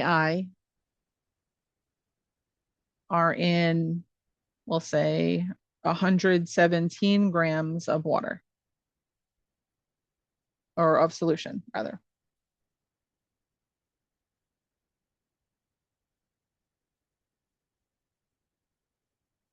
Okay. So because we've already kind of calculated out the mass percent, I know that for every 100 grams of solution, there's going to be 16 grams of Ki. So now instead of 100 grams of solution, I have 117 grams of solution. So now I can use my equality and I can say, well, for every 100 grams of solution, there's going to be 16 grams of Ki, right? And my grams of solution will cancel out my units. So 117 times 16 divided by 100. It means I'm going to have 18.7 grams of Ki in that solution.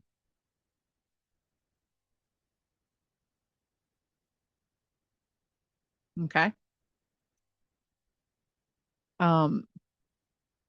They give us a few more questions here to work with. So let's look at we already did that one. So let's look at this one.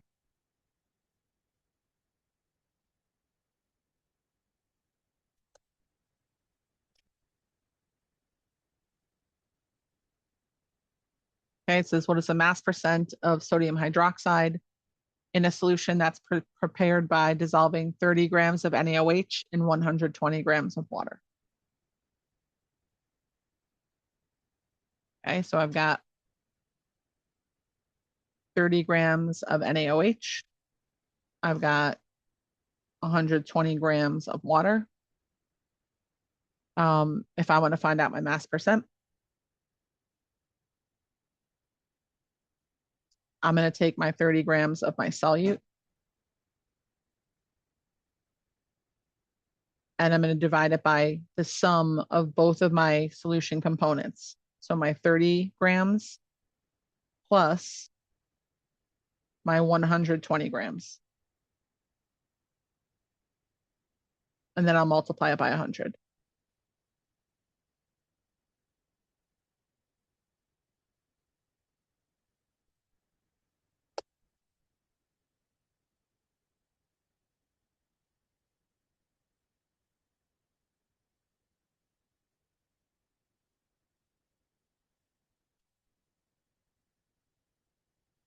Okay, so we have a 20% NaOH solution in that case. Right? One more example here to look at. They have a solution that's prepared by mixing 15 grams of sodium carbonate and 235 grams of water, and they want us to calculate the mass percent. And they've given us some options here. Okay. But we're going to do the same process that we just did. We write out that we've got our 15 grams of Na2CO3. We have our 235 grams of H2O. And so our mass percent is going to be our little value, our 15 grams of our sodium carbonate, divided by the sum of everything in our solution.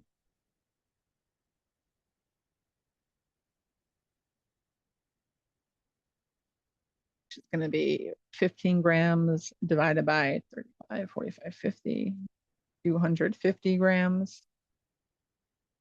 times 100.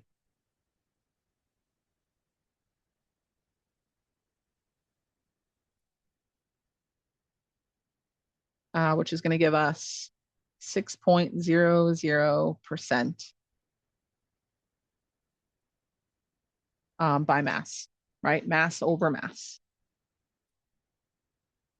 That would be answer choice C for that particular one.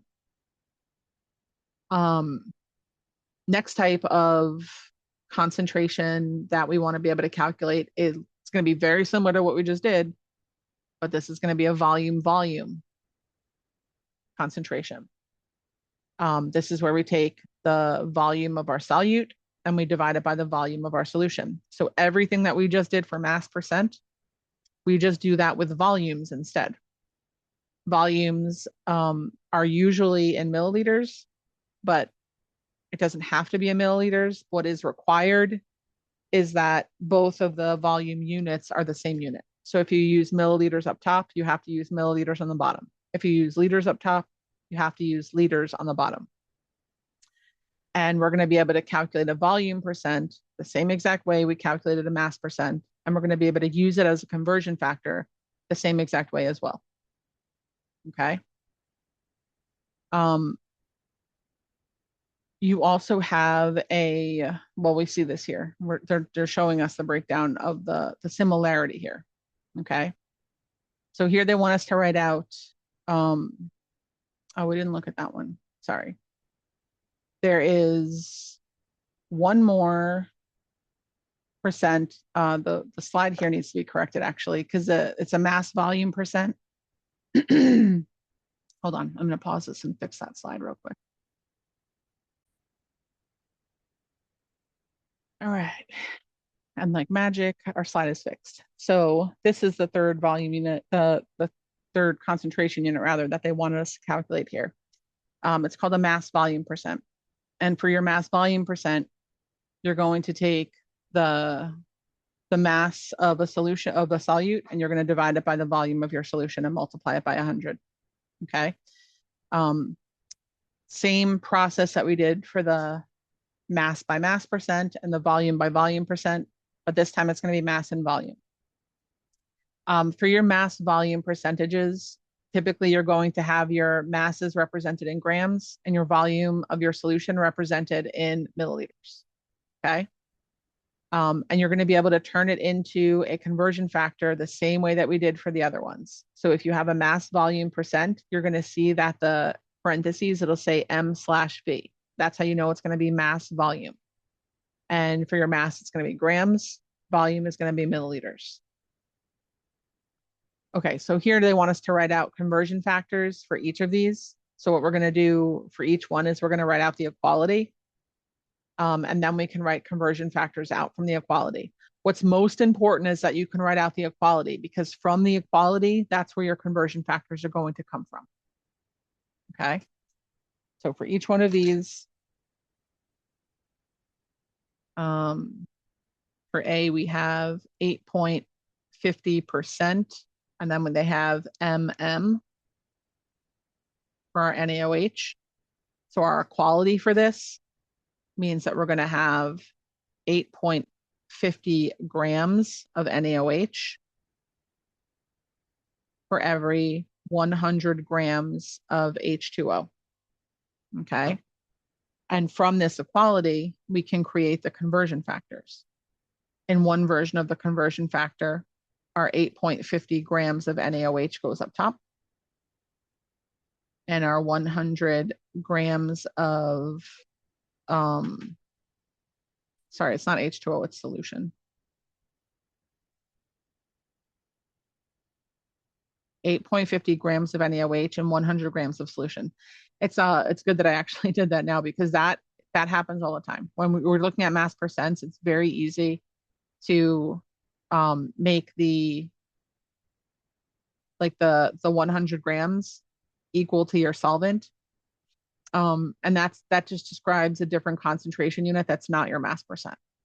So with your mass percent, your volume percent, and your mass volume percent, the denominator for all of these is going to be representing your entire solution.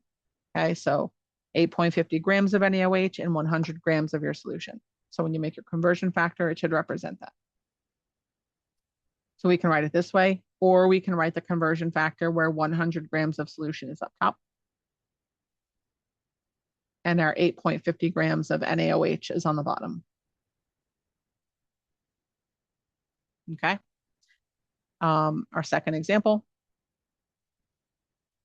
5.75%, and then volume, ethanol. So what that means is that we're going to have 5.75 milliliters of ethanol in every 100 milliliters of solution. Okay. And then again, for our equalities,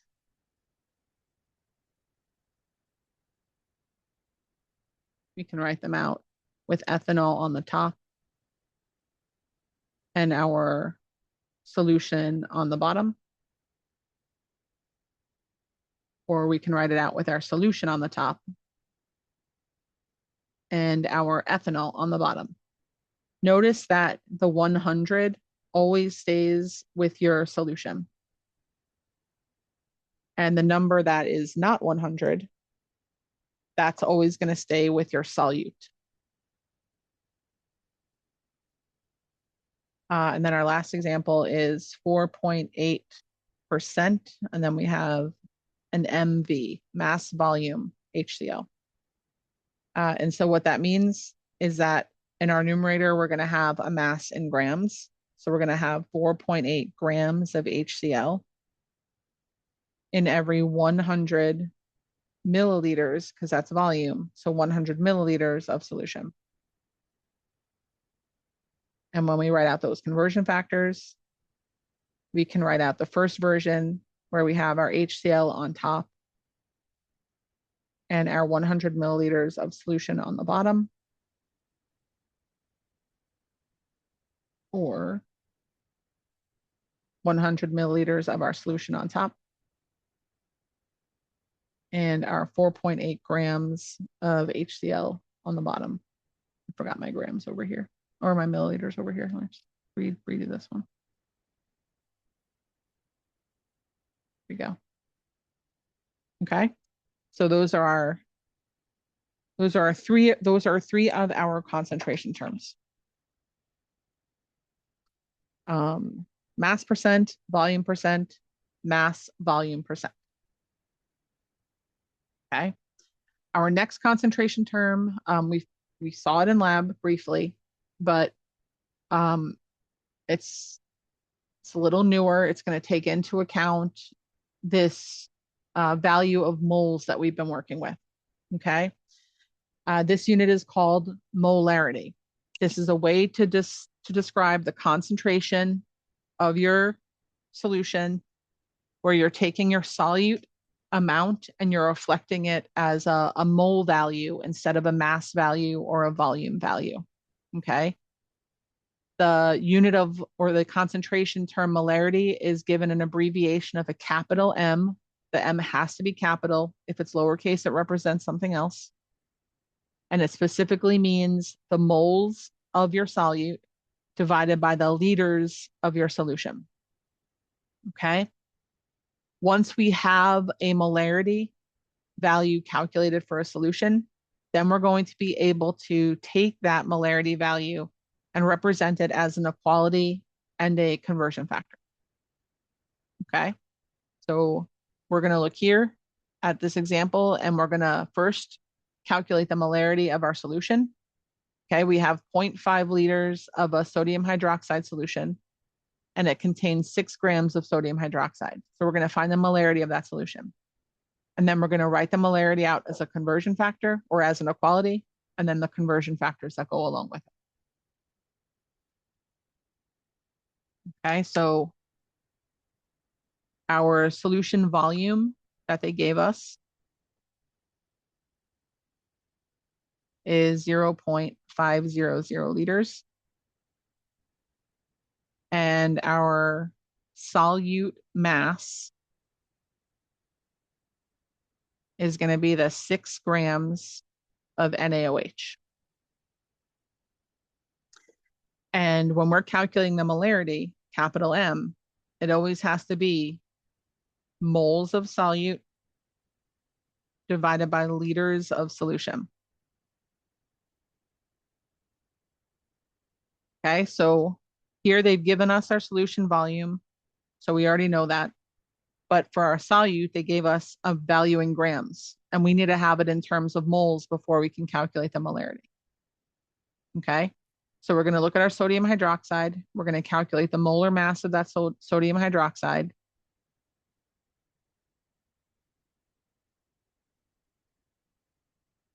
The molar mass of the sodium hydroxide means we're going to be adding together 1 sodium plus 1 oxygen plus 1 hydrogen. So it's going to be 40 grams per mole.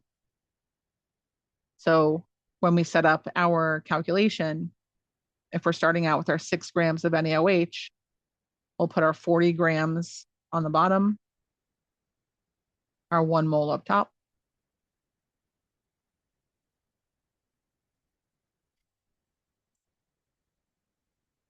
And we're going to do 6 divided by 40.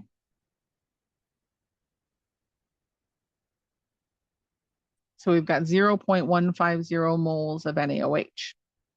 All right. Now we have moles and we have liters. So when we go to calculate the molarity, I can do 0.150 moles of NaOH divided by 0.500 liters of solution.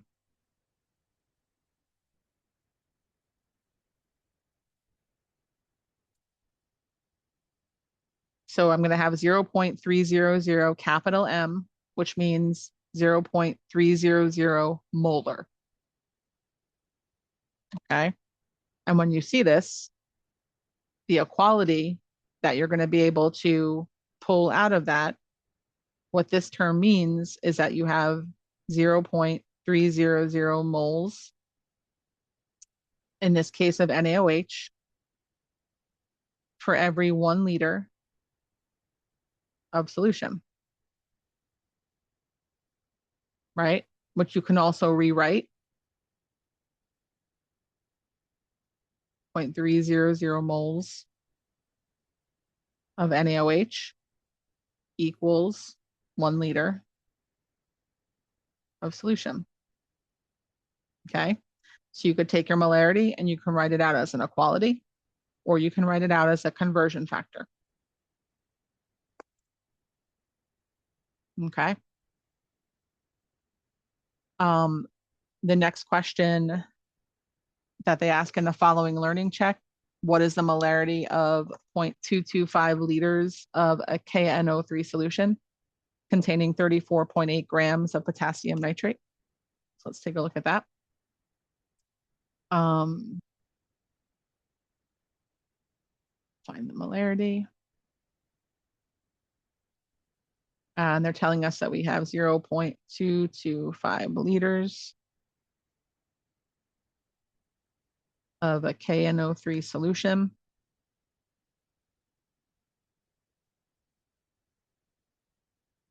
Containing 34.8 grams of KNO3.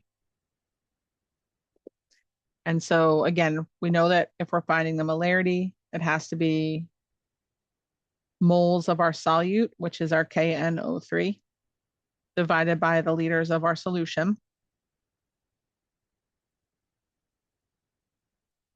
So first we're going to have to find the moles of our KNO3 from the mass value that they've given us here. So our molar mass for our KNO3 is going to be potassium, which is 39.10, plus nitrogen, which is 14.01, plus 3 oxygens. So I'll add all that together.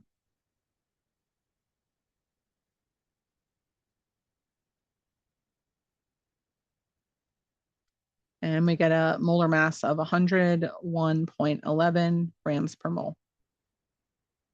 So if we have 34.8 grams of KNO3, we can set up a calculation. We'll put the 101.11 grams on the bottom, 1 mole up top. So our units cancel.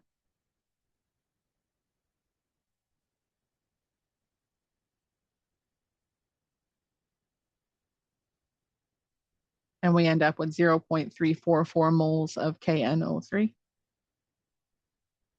And that's what's going to go here. Our 0.225 liters, that's going to go here. Okay.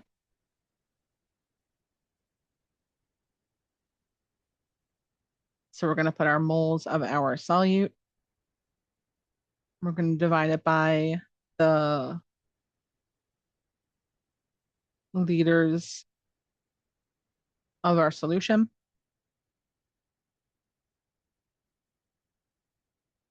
And we get a molarity of 1.53 capital M, 1.53 molar, which we can write out as 1.53 moles of KNO3 for every 1 liter of solution. Or we can write it out as an equality, saying that there's 1.53 moles of KNO3 in every 1 liter of solution.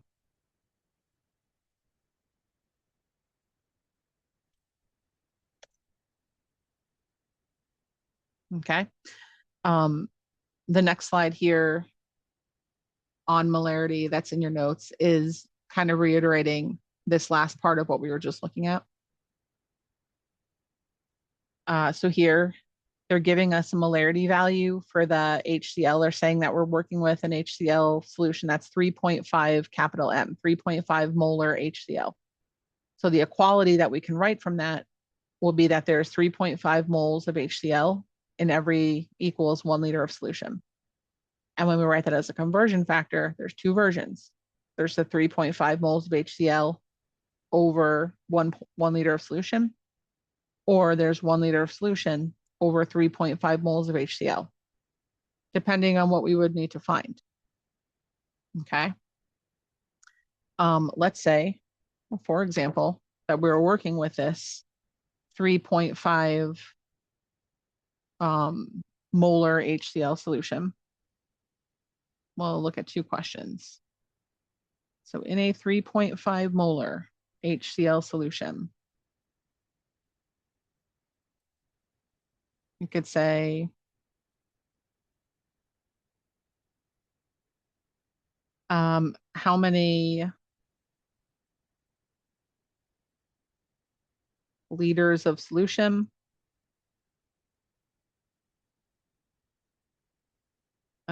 contain 1.17 moles of HCl. And then we can say how many grams of HCl are in 575 milliliters of solution. Okay. So let's look at how we use these conversion factors and equalities to answer questions like this. If we have a 3.5 molar HCl solution, then we know that we can write out this equality. And we know that it means that there's 3.5 moles of HCl in every 1 liter of solution. That's what we know from our conversion, from our statement, our concentration statement. So first question is, how many liters of solution are going to contain 1.17 moles of HCl? Well, this is your equality. And this equality helps you relate moles of HCl and liters of solution. So if you're starting out with 1.17 moles of HCl, every 3.5 moles is going to be 1 liter of that solution. So this ends up being the conversion factor that you would use for this particular question. Then we take our 1.17, divide it by 3.5, and we're going to need 0.334 liters of solution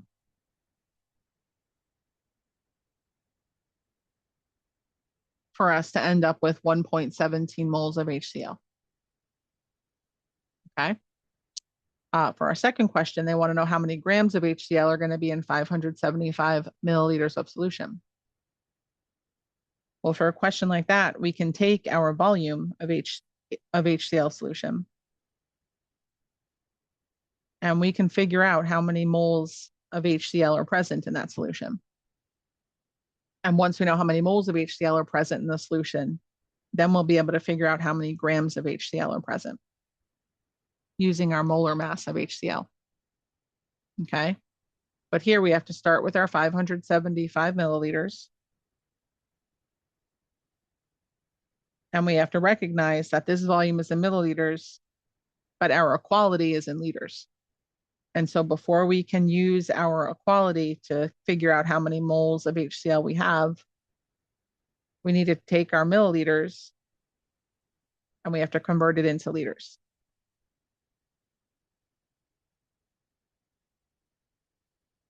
Okay. Once our solution's in terms of liters, now we can use our equality and we can say, all right, well, every 1 liter of solution is going to have 3.5 moles of HCl.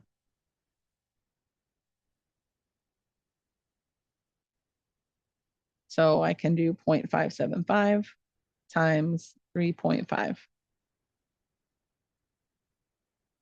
So if I have 0.575 liters, I'm going to have 2.01 moles of HCl. We'll keep track of our sig figs and we'll take care of them at the end. Once we have the moles of the HCl, now we can use the molar mass of HCl to figure out the grams of HCl present. For our HCl, for the molar mass, it's going to be 1.008 plus 35.45.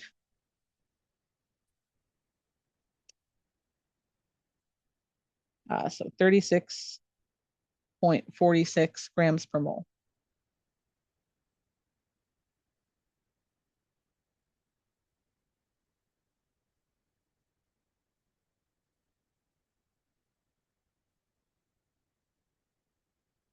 Okay, so I'll take that, multiply it by our 2.01.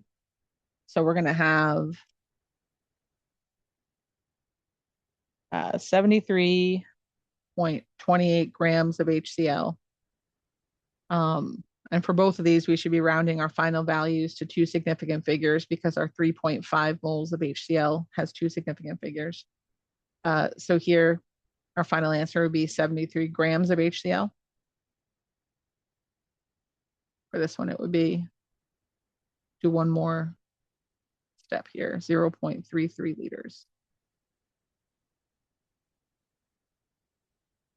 Okay, but that's how we use our molarity as a conversion factor. We can turn it into that equality and then use it as a conversion factor. There is one more concentration term that I want us to look at because we're going to need it for a calculation we do later in the chapter. Got a kind of a similar name to what we just looked at. This is called molality.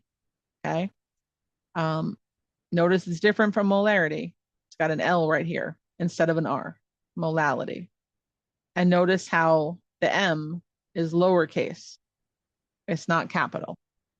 So it's going to be measuring something a little bit different.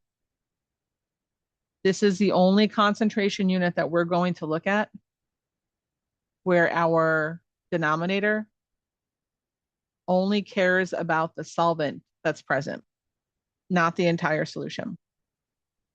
Okay, so to calculate our molality, we're going to still look at our moles of solute, but we're going to divide it by the mass of our solvent, specifically in kilograms. Okay, just like with molarity, we can take our molality value and we can rewrite it as conversion factors and equalities. So if you have a 1.0 lowercase m, 1.0 mole solution of NaCl, that means that you have 1.0 moles of NaCl for every 1 kilogram of water, which is your solvent. Okay, moles of solute over kilograms of solvent. And that's going to be our lowercase m. So let's just look at an example of how we calculate that. If you combine 15 grams of copper chloride with 85 grams of water, what is the molality of the resulting solution? Okay, and we're going to see that we just have to follow the steps that are required for this particular unit. So here we have 15 grams of CuCl2 with 85 grams of water. So to calculate the molality, lowercase m, we need the moles of our solute divided by the kilograms of our solvent. We know that this smaller value is going to be our solute, and the larger value is going to be our solvent. Okay. So for our solute, we're going to have to take our 15 grams and we're going to have to turn it into moles. So we're going to need the molar mass for CuCl2. So that'll be 63.55 for copper plus 2 times 35.45 for our chlorine.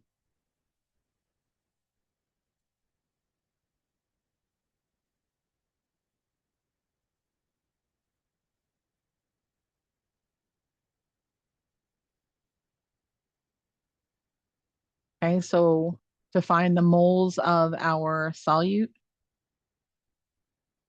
we're going to take our 15 grams, and there's going to be 134.55 grams in every 1 mole.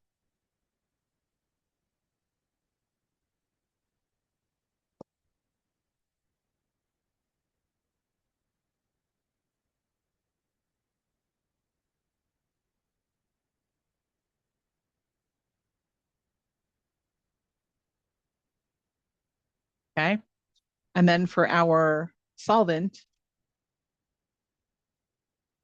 our water, we need to have that represented in kilograms. So we're going to take our 85 grams and We're going to set up our metric conversion. Grams will be on the bottom, kilograms will be on the top. Every 1 kilogram is 1,000 grams. So we're going to have 0.0850 kilograms of water. Okay. And then to do our molality calculation, we're just going to be plugging in those values. So we'll have 0.112 moles of our solute divided by 0.0850 kilograms of our solvent.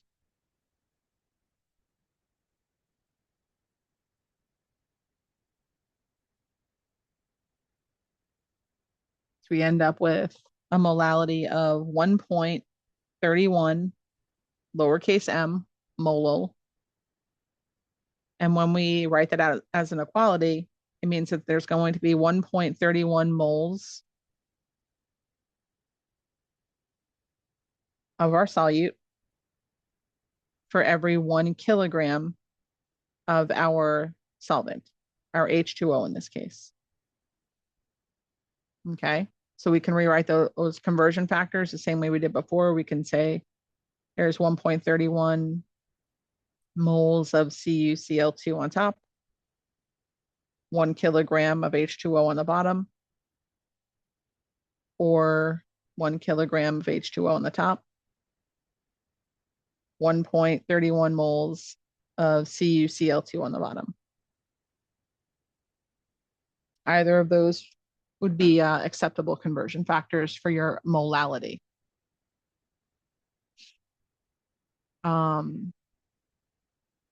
Okay, so we've got a few, let me put up this table here. We did like a little summary table of the typical concentration units for the percent concentrations and the molarity. Just showing you the typical meaning of each of the types of terms. So you can see the term kind of written out in a sentence, and then you can also see it written out as a conversion factor.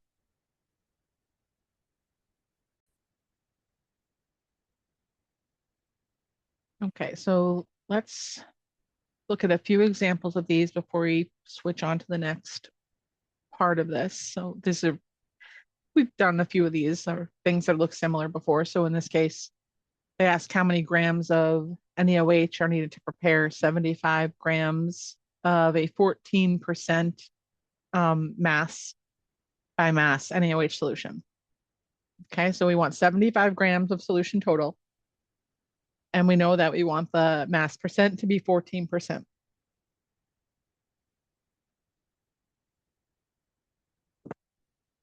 we're going to use those pieces of information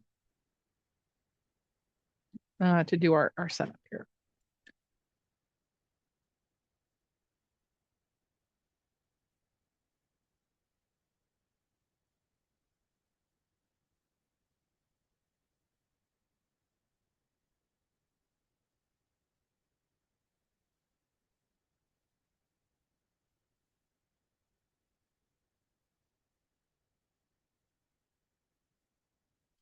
All right, so the first thing that we're going to want to really, I guess, like focus on or understand, remind ourselves is what this means. So if we have 14% mass, what that means is there's going to be 14 grams of NaOH in every 100 grams of solution. Okay. And what we have is 75 grams of solution. And we want to know how many grams of sodium hydroxide that we would need to prepare this. So if we have 75 grams of solution total, and we know that for every 100 grams of solution, there are going to be 14 grams of NaOH. We can figure out how many grams of NaOH we would need for our specific solution.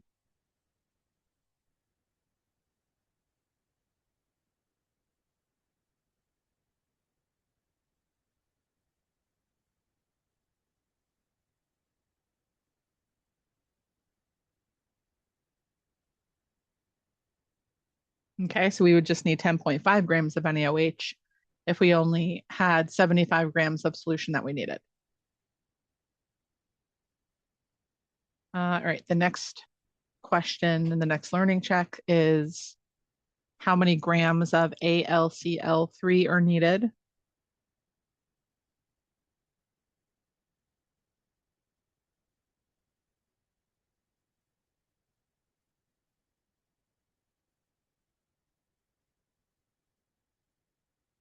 To prepare 125 milliliters of a 0.150 molar solution, capital M. Okay, let me make that more dramatic. So we capital M. Excuse me. So again, we start off with what we know, and it's a very good idea to take your concentration term in any of these questions and to write it out as the equality that it represents. So you could see how things connect to each other. So if it's 0.150 molar, that means that we're going to have 0.150 moles of AlCl3 for every 1 liter of solution. So with the information that we have, we can take 125 milliliters of our solution and we can turn it into liters using our metric conversion. We can take our liters and we can figure out how many moles of AlCl3 we have using the molarity. And then we can find the grams of AlCl3 using our molar mass. Okay. We know we're going to need the molar mass for our AlCl3, so let's just calculate that over here. 26.98 plus 3 times 35.45.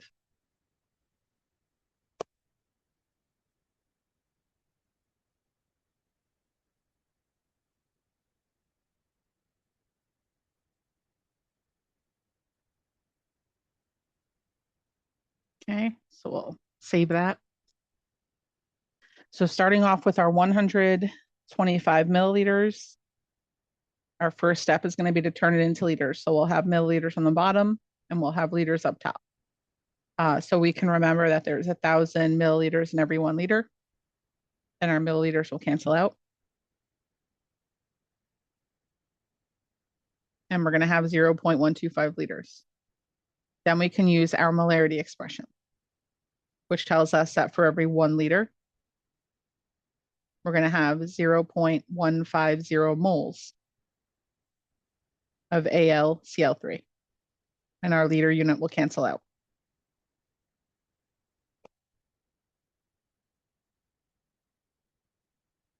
So this tells us that we have 0.01875 moles of AlCl3. Now that we have the moles of AlCl3, we can turn it into grams using our molar mass. Every 1 mole is going to be 133.33 grams.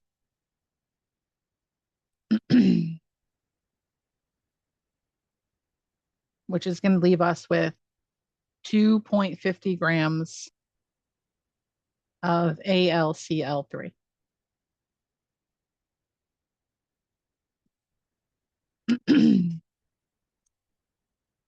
Okay.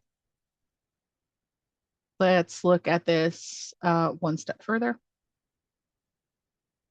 We can take some of these concentration terms and we can apply them to balanced chemical reactions using that stoichiometry process that we've already looked at.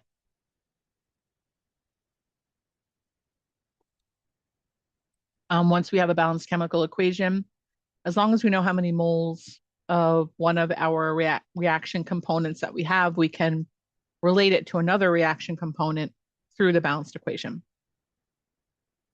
So let's look at a question like this one for an example. Again, for any question where you have a reaction that's written out for you, Always double check that it's balanced, but once you're sure that it's balanced, start to list the information that they're giving you in the question underneath the component, the corresponding component of that balanced equation. Okay, so here we're going to rewrite the balanced equation.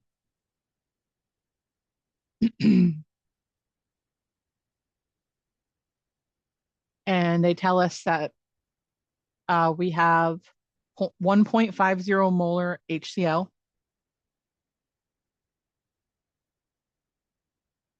And we have 5.32 grams of zinc. And they want us to figure out how many liters of HCl we're going to need for this reaction. Okay. So you might be sitting here thinking, well, how do I connect those things? Think about what you can do with each piece of information. When you have molarity, that helps you connect moles of a substance and liters of a substance, right?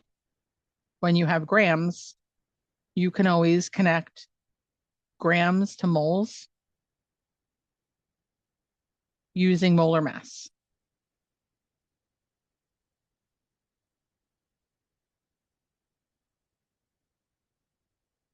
Okay. And you can connect one thing to another thing using the coefficients from your balanced equation. So in this case, they give us the grams of zinc. And we can take the grams of zinc and we can convert it into moles of zinc. We do that using the molar mass of zinc. Right? Once we have the moles of zinc, we can convert that into moles of HCl. And we can do that because we have a balanced equation. So we know that for every 1 mole of zinc, we're going to use 2 moles of HCl.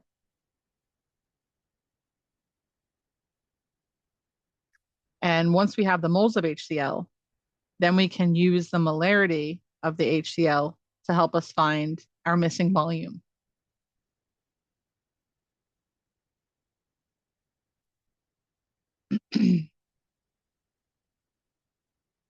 We're going to use our molarity expression.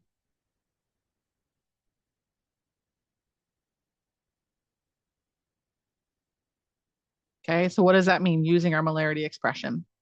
It means that when we write out our molarity expression, our 1.50 capital M, remember that capital M means moles per liter.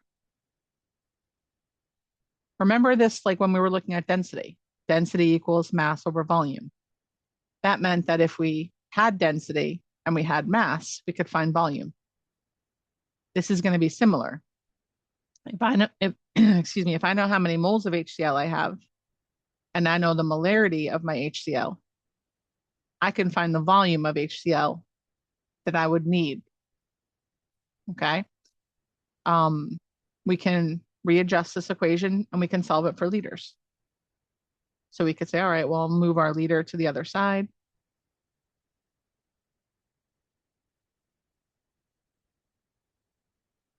And now we have liters times molarity equals moles. So we can move molarity to the other side. And what that leaves us with, if we have a molarity value and we have a mole value, we can find our volume in liters by taking our moles, our number of moles, and dividing it by our molarity value. So we've just taken our molarity expression and we've solved it for liters instead of molarity. Okay. That's what I mean when I say we're going to use our molarity expression once we have the moles of HCl to find the liters of HCl. That's our last step though. Let's get there. So if we start with our 5.32 grams of zinc, our step 1, is going to be to take our 5.32 grams of zinc, and there's 65.38 grams of zinc for every 1 mole of zinc. That comes right from our periodic table.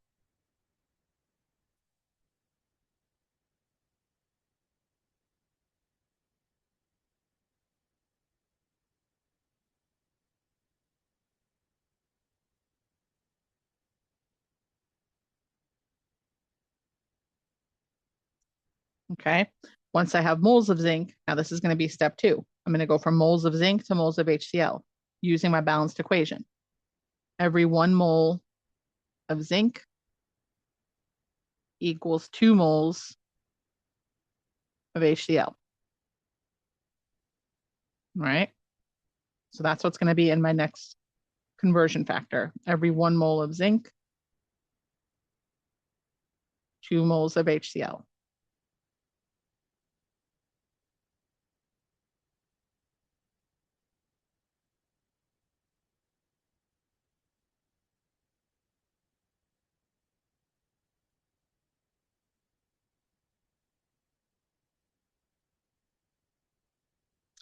And now that I have my moles of HCl, I'm going to set up my molarity expression.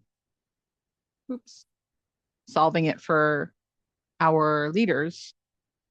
I'm sorry, I didn't mean to cut us off on the bottom there. And we'll set up our expression, draw like a little line there. So liters is going to be our 0.163 moles of HCl divided by our 1.50 molarity.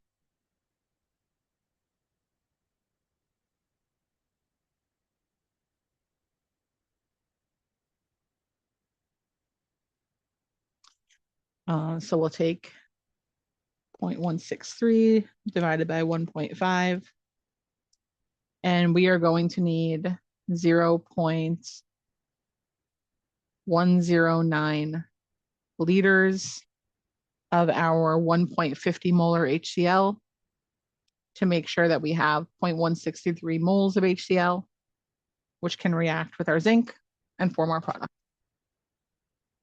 Okay. Our next question, I'll put it up here for us to look at while I write the reaction down.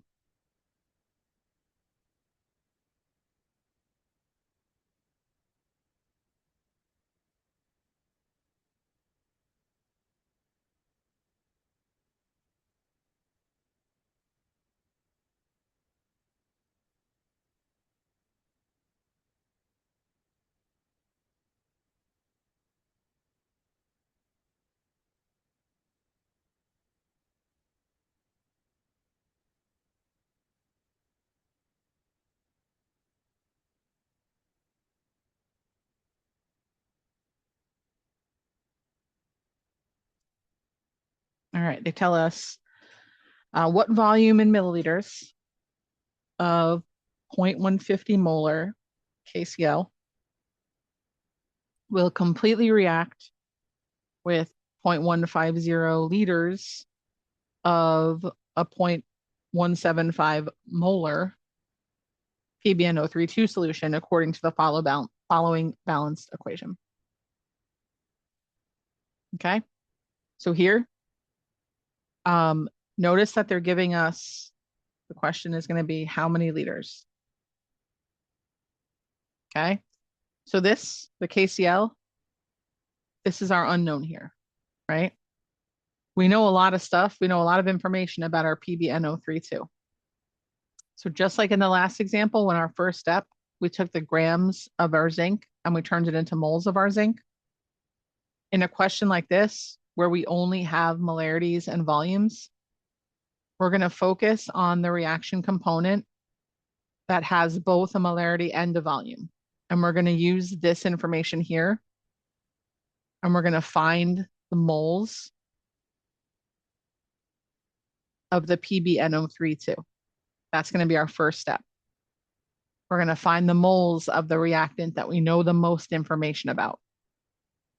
Then in step 2, we're going to use our balanced equation to find the moles of the KCl. Then once we have the moles of the KCl, we're going to use our moles and our molarity to find the liters of KCl. And then this one actually asks us for milliliters at the end. Okay. But our first step, the most important step, is going to be to look at this equation and look at the information that they've given us and to recognize that we're going to be able to find the mole value for the lead nitrate through the molarity and the volume in liters. Okay. So step 1 here is going to be to find the moles of PbNO32. And to do that, we're going to take our molarity expression.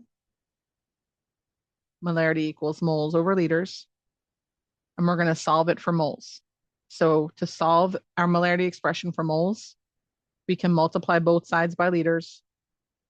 And that tells us that molarity times volume in liters equals moles. So if I have 0.175 molar and I multiply it by 0.150 liters, that tells me how many moles of my PbNO32 that I have.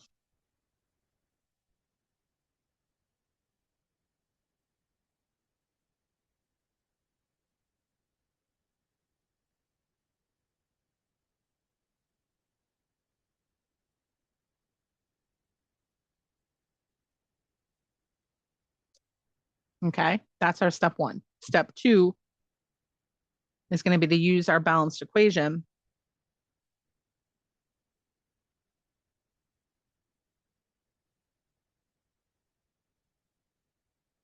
to find our moles of KCl.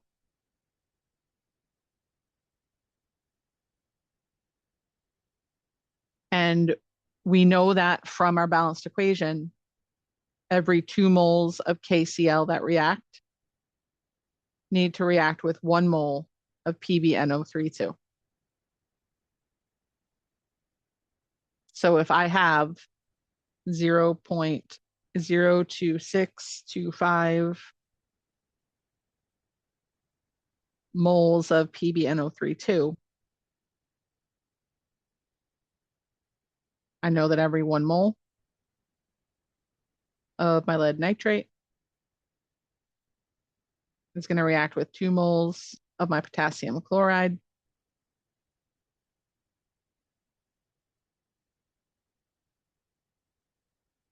So I'm going to be reacting 0.0525 moles of potassium chloride.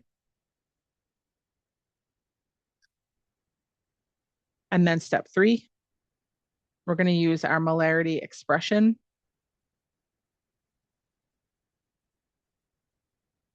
and we're going to find our volume in liters. And then we can find milliliters. So just like we solved it out in the last example, if we want to find liters from our molarity expression, it's going to be moles divided by molarity.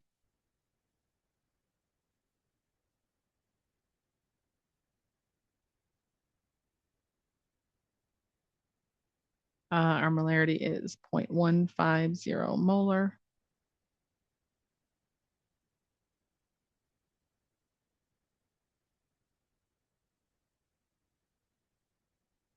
Okay, that's our volume in liters.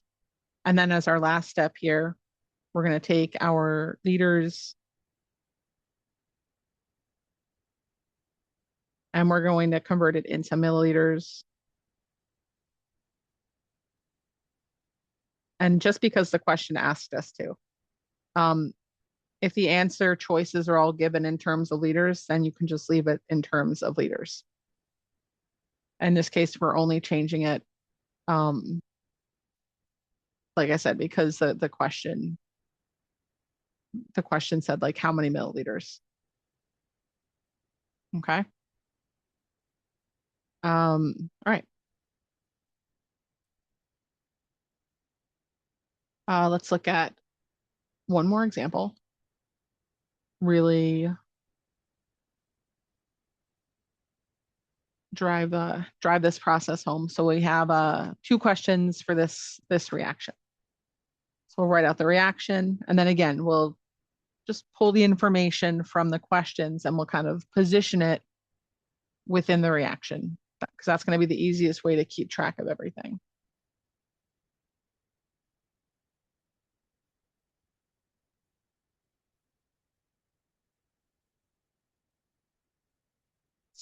To aqueous Cu3PO4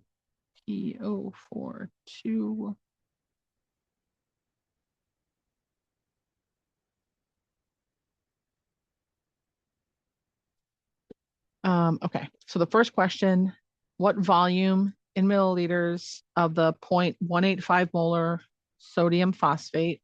So I'm going to write my 0.185 molar underneath my sodium phosphate, and then a question mark with milliliters, is necessary to completely react with 62.3 milliliters of a 0.2 molar copper chloride solution.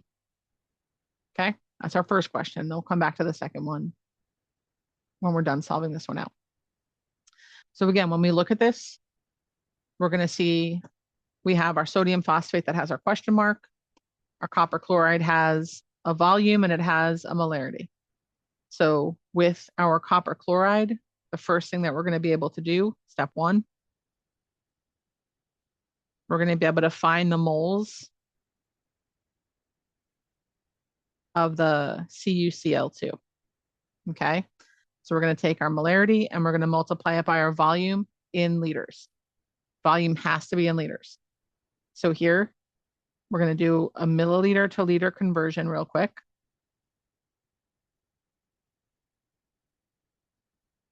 Because we have to have our volume in liters before we can put it into that molarity expression and solve for moles.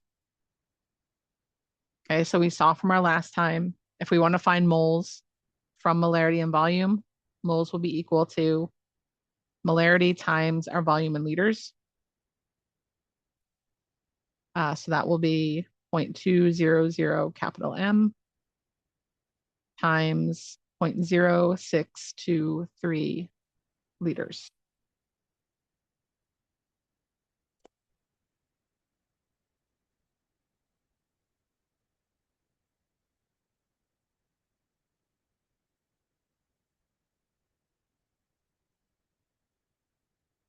Okay. Step two, we're going to use that balanced equation and we're going to find the moles of our sodium phosphate from the moles of our copper chloride. We're going to do that using our balanced equation. So for step two, we're going to need our, let me write this out a little bit closer. We're going to need our mole relationship here. And our mole relationship tells us that for every 2 moles of Na3PO4, we're going to need 3 moles of CuCl2. So if I have 0.01246 moles of our copper chloride, when I set up my calculation, my 3 moles of CuCl2 go on the bottom so that my units cancel out, and my 2 moles of sodium phosphate go up top.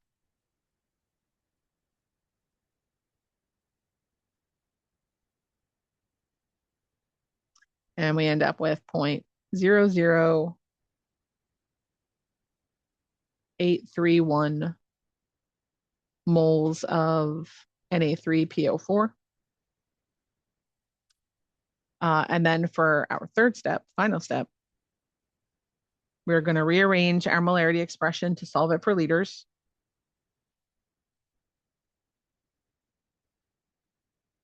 So that's going to be moles divided by molarity. And we're going to plug in our moles of sodium phosphate.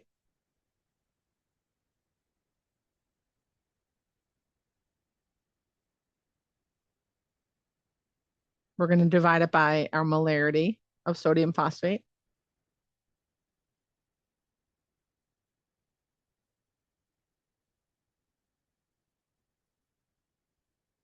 and we get 0.0449 liters,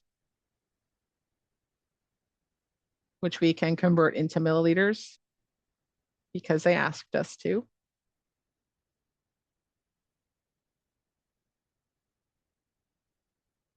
Okay. That's part A. For part B, they asked us how many grams will form if, now they're giving us a little bit of a different setup here. Let me just share it so we can look at the quantities that they're asking us to work with for this next one. So same reaction, but they've changed up what they want us to focus on here. So now in this one, they're saying, okay, instead of focusing on our reactants, we want to figure out how many grams of our solid product are going to form if 78.25 milliliters of 0.225 molar copper chloride completely react. Okay. But you're going to notice that for a question like this, once you understand why we're doing each of the steps, they don't change very much. Our question mark is going to be our copper phosphate. Our known value is going to be our copper chloride. We have enough information about the copper chloride to figure out the moles of the copper chloride. Once we have the moles of the copper chloride, we're going to turn that into moles of the copper phosphate.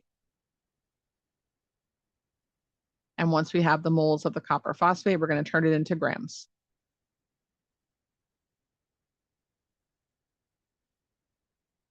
Okay. Just that's going to be our process here. To find our moles of our copper chloride, step 1, moles are going to equal our molarity times our volume in liters. So our molarity is going to be 0.225 molar. And our volume in liters, we're going to have to take that 78.25. And we're going to have to divide it by 1,000. 1,000 milliliters in every liter.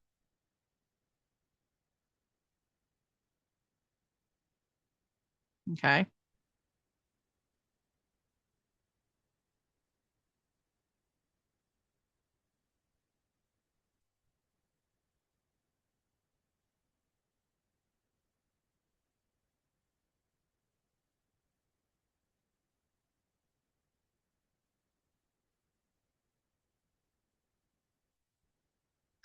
That is our moles of CuCl2. Step 2, we're going to use our balanced equation. And this time we're going to be relating the copper chloride to the Cu3PO42. That's a 3-to-1 ratio. So if I have 0.0176 moles of CuCl2,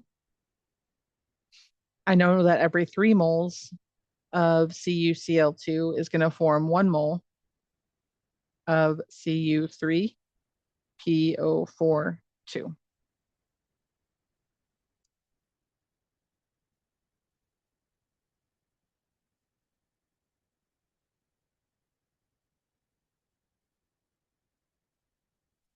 And now I have my moles of the copper phosphate. For my last step, I'm going to have to find the grams of my copper phosphate, but to do that, I need to find the molar mass of it first.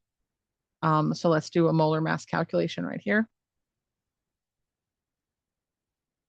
So we're going to have 3 coppers. We're going to have 2 phosphorus.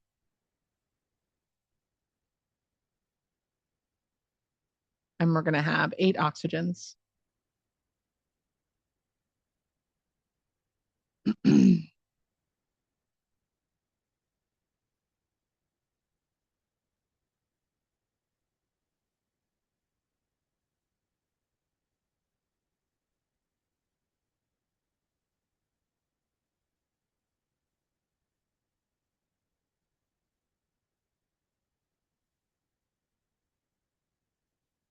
Okay, so there's our molar mass there. So now for step 3, we're going to take our moles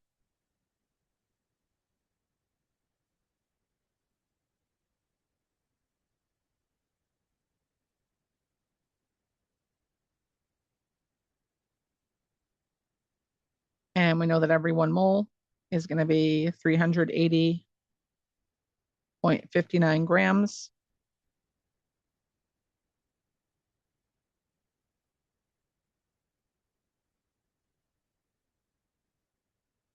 And we end up with 2.23 grams of our Cu3 PO42. Okay. So really it's the same set of steps, just change small things for each question. But it always starts out with you figuring out the moles of the thing that you know the most information about. That's always going to be your first step. And then your second step is always going to be to relate the moles of your known to the moles of whichever component they're asking you a question about. And you're always going to do that through the balanced equation. Once you have the moles of that unknown thing, then you can use that mole value to figure out whatever that missing piece is. In this question, it was the grams. In the question before, it was the volume. Okay, let's look at the next part of our solutions, which is how we dilute solutions when we have something that's more concentrated. Okay, so dilution, the process of dilution in general is that we're going to add more solvent to a solution. And in a water-based solution, that means we're going to be adding more water. And so the volume of our solution is going to get bigger. And as the volume gets larger, the concentration gets smaller. So we end up diluting our solution when we add water to it. You'll notice that as you dilute a solution, what does not change is the amount of solute that you have present in the solution. So let's say that you have a solution where you started out with 15 grams of salt and 25 grams of water. That's pretty concentrated. Now, let's say that you added, 100 more grams of water. You would still have 15 grams of salt. It's just that now you'd have 125 grams of water. But the amount of your solute, the amount of your salt wouldn't change, just the total volume of your solution. We can relate the concentration of a dilute solution to a concentrated solution using this equation here. You would read it as your initial concentration times your initial volume will equal your diluted concentration times your diluted volume. Okay. When you're using this concentration equation, you just have to make sure that your concentration units are the same concentration term and the volume units are the same volume unit. All right. As you change the concentration, again, you're just going to be altering the amount of solvent that's present. So you'll be changing the volume of your solution and you'll be giving the solute particles a little more space between them. So they're going to just spread out a little bit more. Here's a good example of what a concentrated solution would look like visually versus a more dilute solution. That's why the color gets a little bit more thinned out. But let's take a look at an example, how we would find, how we would work with the dilution expression like this. What is the final concentration when 0.50 liters of 6 molar HCl is diluted to a final volume of 1.75 liters?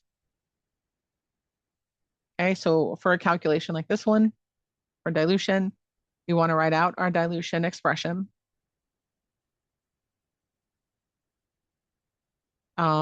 And think about the terms they've given us. They said that we have 0.50 liters of 6 molar HCl and we're diluting it to a final volume of 1.75 liters. And we want to know what that molarity is. What is the concentration when our volume is 1.75 liters? So when we're plugging values into this expression, these two terms make up your C1 and your V1. And this volume here represents your V2. This unknown molarity, this represents your C2. Okay. So when we set this up, we say, all right, my initial concentration is 6 molar. I'm going to multiply that by my initial volume of 0.50 liters. I'm going to find my second concentration. This is my final concentration. I'm going to calculate that. And my second volume is going to be 1.75 liters. Okay, so I'm going to divide both sides by 1.75 liters. Notice that your volume terms are going to cancel out there.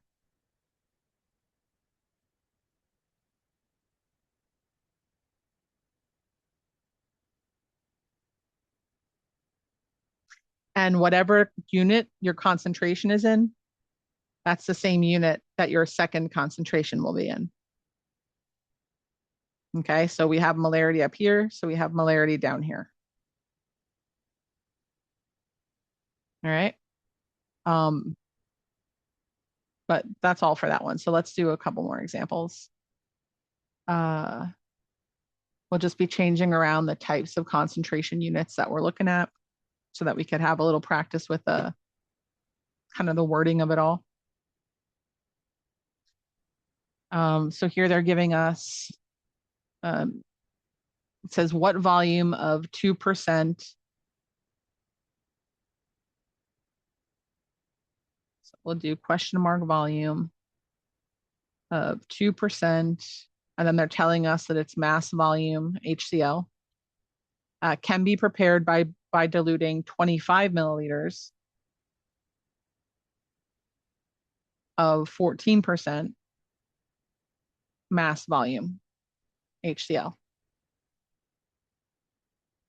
So as you're reading out the question, it would be helpful if you write out the information as it's given to you as sets.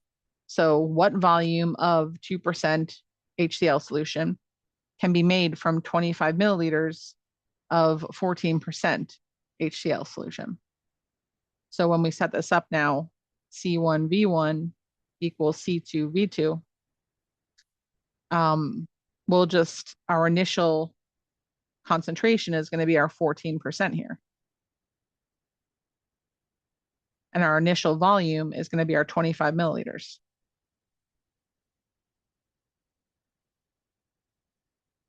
And our final concentration is going to be our 2%. And our final volume is going to be what we're looking for. So in this case, we'll divide both sides by 2%. Our percent terms will cancel out.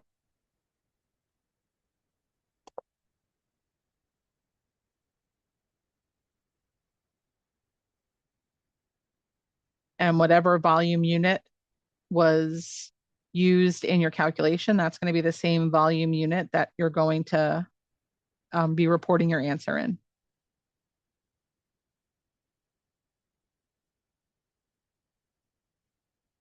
Okay. Let's take a look at this next one.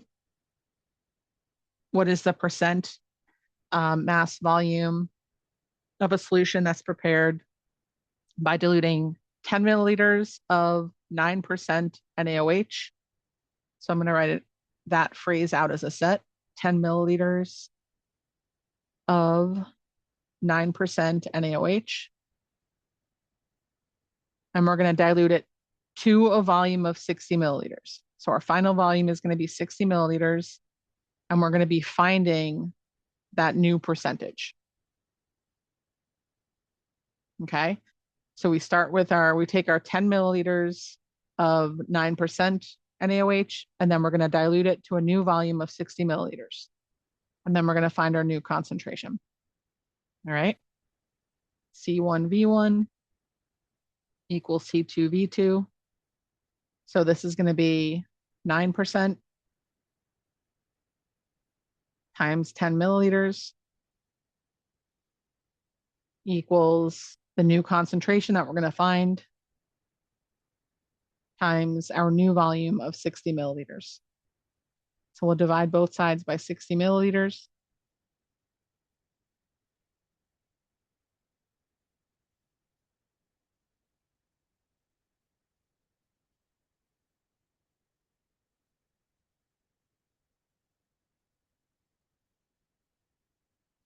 And our new percent is going to be 1.50%. That's going to be our C2 value, our new concentration, our dilute concentration. All right, and let's look at one more example. What is the molarity of a solution prepared by diluting 180 milliliters of 0.6 molar HNO3, nitric acid, to a final volume of 540 milliliters?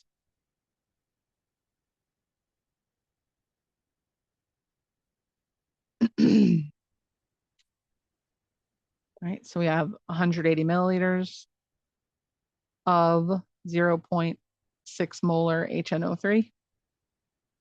And our final volume is going to be 540 milliliters. And we're going to be finding this new molarity.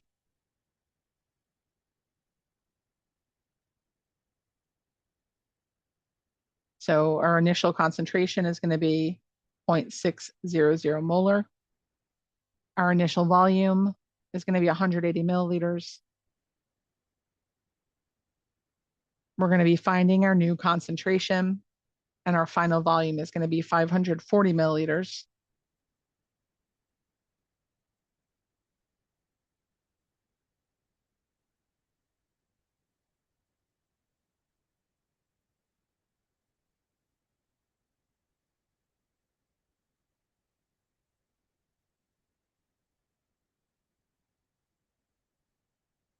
And our new concentration is going to be 0.200 molar.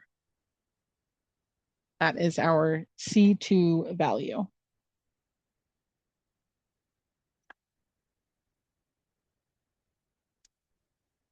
All right.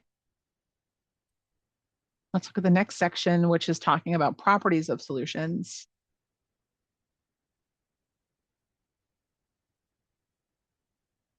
We're going to look at just some different, kind of some different types of mixtures that we can look at, aside from solutions, which are going to be colloids and suspensions. And then we're going to look at a few of the properties that solutions have and how they're affected by what we're going to actually dissolve in them. Okay. So first, like categorization, we're going to look at solutions versus colloids. So when we're looking at solutions, remember what we said, like solutions, they are multiple things that are blended together that look like one thing. So solutions are going to be transparent. They're not going to be able to separate if you run them through like a filtration or something like that. They contain extremely small particles, ions, or molecules. They can't be filtered. Solutions contain particles that can pass through semi-permeable membranes. Okay, they can pass through them. Solutions behave as if they're one substance. A colloid is going to have particles that are a little bit larger than the really tiny particles that solutions contain. The colloid particles are still small enough that you can't filter them out from one another. But if you do have a semi-permeable membrane, you can separate out a colloid mixture. Okay, so their particles are a little bit larger, but they're still going to be hard to separate. And one property of a colloid is that while it's sometimes hard to to visually see the particles that make up a colloid. If you try to shine light through a colloid solution, the light will scatter. So the particles are big enough to affect the travel path of light. So you could see like light bending through a colloid. These are some examples of typical colloids. You're using colloids almost all the time. You're just not necessarily knowing what the type of mixture is. So fog, dust, smoke, shaving cream, all of these are examples of colloids. Then there are suspensions, and suspensions are going to be heterogeneous mixtures. These are not uniform. When you have a suspension, you have very large particles, and the large particles are going to actually settle outside of the solution. So when you have a suspension, you have something that absolutely can be filtered. And in order for a suspension to sort of stay suspended, to stay mixed together, you'd have to constantly stir it. Okay. So good examples are things like blood platelets. They're just too large to be part of the solution. Muddy water, right? If you have like a really muddy puddle and no one's touched it for a while, the water will sort of move to the top, and then the dirt part of it will settle to the bottom. But if you splash through it again, it'll all sort of come together for a bit more. So that's a good example of a suspension. This is a really good slide to help you figure out what the differences are between these different types of mixtures in terms of the particle size, whether or not they will settle, and how you can separate them. Okay. With solution, the particles are so tiny, the particles will never settle, and you're not going to be able to separate a solution using like a filtration or a semi-permeable membrane. That is a separation technique you can use for colloids, however, the semi-permeable membranes. You still can't filter them, but you can use a semi-permeable membrane, which has finer holes in it than a filtration device, which is why it can be used to help separate out colloids. Your particles still won't settle in a colloid, so it'll still look like it's a well mixed mixture there. But with suspensions, the particles are very large. They will be visible. The particles will settle out from one another, and you will be able to use filtration to settle them. Okay. So here's a few different ways that we've used a few of these terms now. Settling means that you're going to have something sort of set up in the bottom, and the rest of your mixture will be above it. So if you had a suspension, that part of it would settle out, the salt, like the particle part of it would settle out. If you have a suspension that you want to separate, you can use a filter paper. You can pour the solution through. The suspension particles will stay in the filter paper, and then the colloid and the solution particles will move through the filter paper.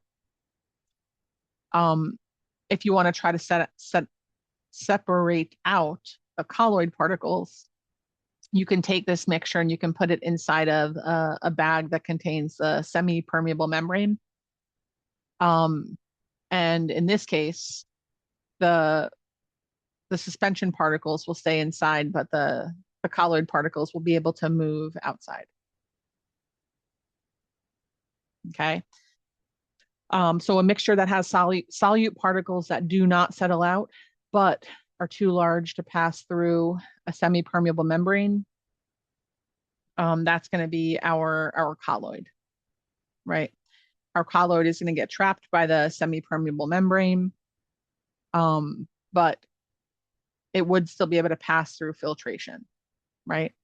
So the only thing that's able to pass through everything is going to be our solution particles. Our solution particles are so tiny that they're the thing that can move outside of that membrane. And they're also so tiny that they'll move right through the filter paper. Oh yeah, so that's colloid is our answer there.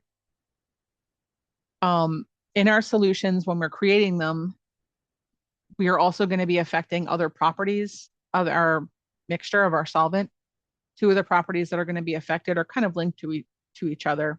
It's called freezing point lowering and boiling point elevation. What that means is that when you add a solute to a solvent, its freezing point is automatically going to get lower than what it originally was. When you add a solute to a solvent, its boiling point is automatically going to be higher than what it started as. Okay.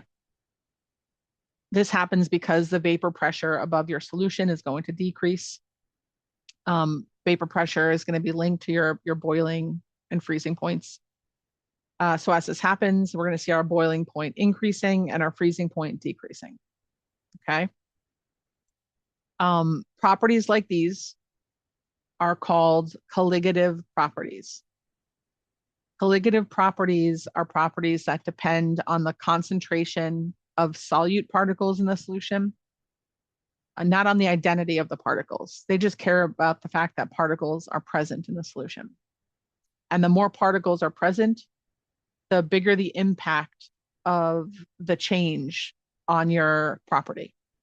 So if you have a lot of particles that you're adding into your solution, that you're adding into your solvent, if you're adding a solute that makes a lot of particles, that boiling point is going to be much higher than it started as. Okay, same for freezing point. If you add a solute that has a lot of particles to a solvent, its freezing point is going to be significantly lower than the freezing point without any solute added to it. Vapor pressure lowering is the official name of the first property that we mentioned on this page. The vapor pressure of the solution decreases. And vapor pressure lowering describes the phenomenon that happens when you compare your vapor pressure of your pure solvent to the vapor pressure of a mixture. What happens here in the pure solvent is that all of this surface area here is all available for your solvent to approach the surface and then to transfer into gas form. Okay. When you add a solute to your mixture, the solute particles start taking up some of the spots that your solvent would want to use to access the surface and then to turn into gas. And so the more solute that you add, the more of those positions are like blocked off. So your solvent can't get to the surface, and then your solvent can't turn into gas. If your solvent doesn't turn into gas, then there are going to be fewer gas particles above your liquid. And when you have fewer gas particles, that means there are fewer collisions, which means there is a lower pressure.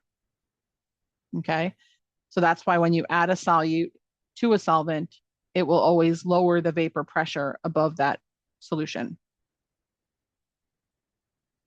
With our boiling point elevation, we're going to see that increasing the number of particles is going to lower the vapor pressure, which means that our solutions are going to, they're going to need more temperature to create they're going to need more heat to create the number of particles necessary for it to have the collisions to boil. But boiling is going to happen when our vapor pressure and our external pressure, they even out. So if our vapor pressure is getting lowered by adding particles, then it's going to take more heat to create the pressure necessary to reach our external pressure. For freezing point lowering, when we add any kind of solute to a solvent, it's going to just increase the amount of hydrogen bonding potentially that can happen, or intermolecular forces, which means more energy is going to be required. Okay, we can look at the numerical relationships for both of these processes. Now, when we say particles in a solution, and that term colligative properties, right? Particles in a solution means how many overall particles are formed. So when we have non-electrolytes, we know that non-electrolytes, they don't break apart into pieces. Non-electrolytes stay together as molecules, but strong electrolytes are going to separate into different ions. So when you have something that is a non-electrolyte, something like antifreeze from the last example, if you have 1 mole of antifreeze that's in its liquid form, That means you're going to have 1 mole of antifreeze in its aqueous form. The antifreeze doesn't separate, it stays together. So 1 mole of antifreeze means you have 1 mole of antifreeze particles. If you look at something like sodium chloride, which is a strong electrolyte, when your NaCl goes into solution, it breaks up into 2 different ions.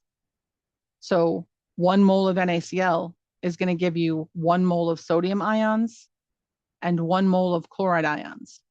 And what that means is that you've got 1 plus 1, you've got 2 moles of ions total, 2 moles of particles that are present in your solution from the 1 mole of original compound that you started with. So adding an electrolyte to a mixture is going to have a bigger impact on colligative properties than adding a non-electrolyte. Okay. Look at the breakdown here. When you have pure water and there's no solute at all, it's just water by itself, then you've got 0 moles of solute per kilogram of water, which remember is the definition of our molality concentration. If you have 1 mole of a non-electrolyte, then you'll have 1 mole of solute per kilogram of water. If you have 1 mole of NaCl, this breaks up into sodium, 1 sodium and 1 chloride ion. So you'll have 2 moles of particles. If you have 1 mole of CaCl2, you're going to have 1 mole of calcium and 2 moles of chloride. And if you add 1 plus 2, that's 3 moles of particles total. And you'll look and see that the boiling point of water continues to increase as the number of particles increases. Okay. We can calculate our boiling point elevation and our freezing point lowering using a 2-step process here. We can calculate the delta T. This delta T value means the change in the boiling point. Okay. We'll take our boiling point of our solution that we're making and we subtract it from the boiling point of our pure solvent when it's all by itself. The difference in those 2 values is going to be our delta T. We're going to multiply that by that little m, which is molality, which is the moles of our solute in 1 kilogram of solvent. That K value there is going to be a constant that you won't have to memorize. For water, the constant is 0.512 degrees Celsius times kilograms per mole. And then our I is the moles of our particles in our solution. So this I value here, this is the same number that you would get in this section of the table that we were looking at. The one that describes the moles of solute particles that come from that original compound. Once we find our delta T value, then we can look at the original boiling point of our solvent and we'll add this delta T value to it. For our freezing point depression or our freezing point lowering, we're going to do the same exact process. The only thing that's different between the 2 of them is that the K value for the freezing point is different from the K value for our boiling point.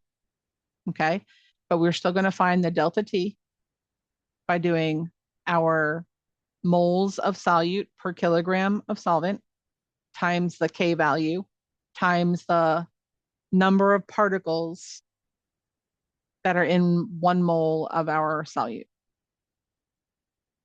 Okay, so let's take a look at this question for our freezing point lowering. In northeastern United States, during freezing temperatures, calcium chloride is spread on icy highways to melt the ice. Calculate the freezing point of a solution that contains 0.50 moles of calcium chloride in 1 kilogram of water. All right, so we're going to write the formula for our freezing point. We'll write down the values that they've given us. We'll look at our calcium chloride and we'll figure out the moles of solute particles that are present. And then we'll find our temperature change and our new freezing point. Okay, so To find our freezing point temperature change, we're going to take our M value, which is moles of solute per kilogram of solvent, water in this case. We're going to multiply it by that KF value for water, and then we're going to multiply it by the I value. So we can figure out all three of these components based on the information that they've given us. They told us that we have 0.50 moles of CaCl2 in 1 kilogram of H2O. So great, we don't have to do anything here. They've already given us the solute in moles and kilograms of water. Perfect. For KF, right now, because we can still use our notes, we can just look this up. It's going to be 1.86 degrees Celsius times kilogram per mole. And for our I factor, we're going to look at our CaCl2. And when we have one CaCl2, we want to know how many moles of ions that forms. So it's going to break down into 1 calcium ion and 2 chloride ions. So that's going to be 1 plus 2. 3 moles of ions total. Okay, so this value here, that's going to be our I value. So for our delta T, 0.50 moles of CaCl2 for every 1 kilogram times 1.86 degrees Celsius times kilogram over moles. You'll see that our moles cancel out and our kilograms cancel out. And then we're going to multiply that by the number 3 from here. Okay. So our change in our freezing point is going to be 0.86 minus 3, 2.79 degrees Celsius.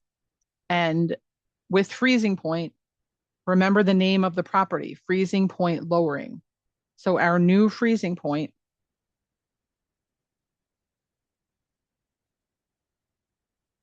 we're going to have to take our original freezing point of water, which is 0 degrees for water,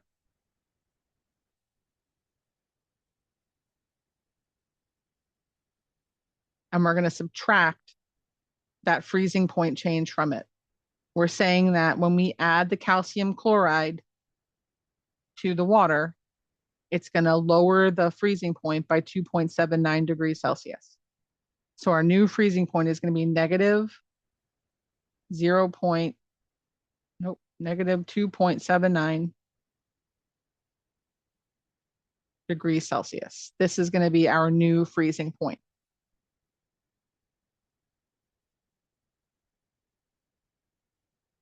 Okay. Let's look at an example with our boiling point elevation.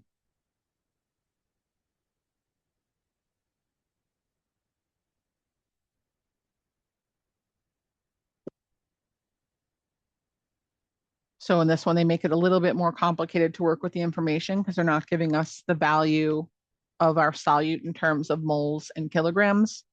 They're giving it to us in terms of grams of solute and grams of solvent. So we have 2.91 grams of sucrose in 125 grams of water. And we want to find the new boiling point. Okay. We know that to find the new boiling point, that first we're going to have to find the change in the boiling point. So that's going to be molality times our Kb value times our I value, our number of particles. So to find our molality, remember this is going to be moles of solute for every kilogram of solvent. Okay, so we're going to take our sucrose and we're going to find the moles of it, and we're going to take our water and we're going to find the kilograms of it, and then we're going to divide those, and then we'll know the molality. All right. So for if we calculate the molar mass of the sucrose, it's going to be 342.3. You can do the calculation, just double check it on your own for practice. But that's going to be our molar mass for our sucrose. So to find our moles for our sucrose,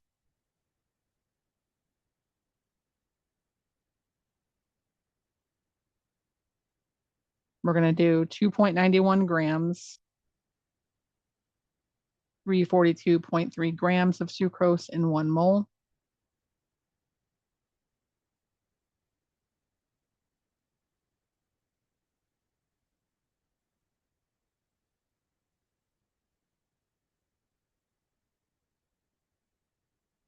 Okay, so we can do 0.00850 moles of our solute. And then for our solvent, we have 125 grams of water. There's 1,000 grams in every kilogram.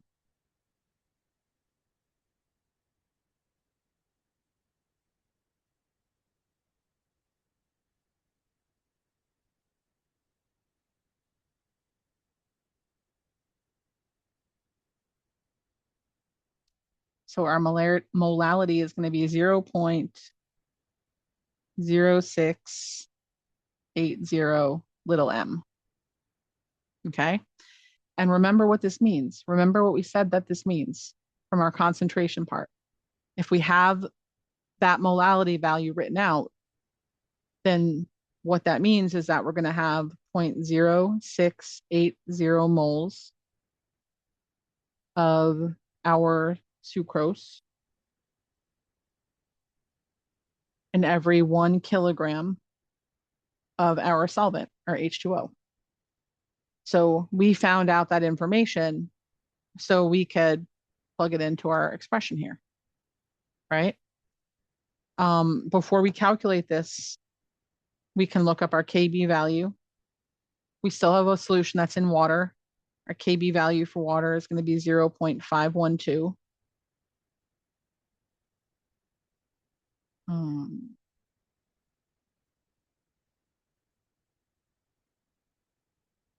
And then our I value for this substance is going to be 1. Why is it 1? Because we're working with sucrose, which is a molecular compound. And when molecular compounds dissolve in water, they do not separate into ions. So anything like a sugar that does not separate into ions is going to have an I factor of 1. 1 mole of sucrose makes 1 mole of particles in solution. Okay. So with that information now, we can find the temperature change that this solution is going to have. We've got 0.0680 moles for every 1 kilogram of solvent. Our Kb value is 0.512 degrees Celsius times kilograms over moles. And our I factor is going to be 1. So the temperature change, the temperature increase that we're going to expect here is going to be 0.0348 degrees Celsius. We expect an increase of 0.0348 degrees Celsius from our original boiling point of water, which is 100 degrees Celsius. So our new boiling point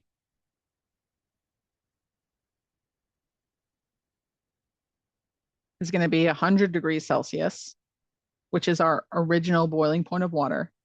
And we're going to add on this temperature increase.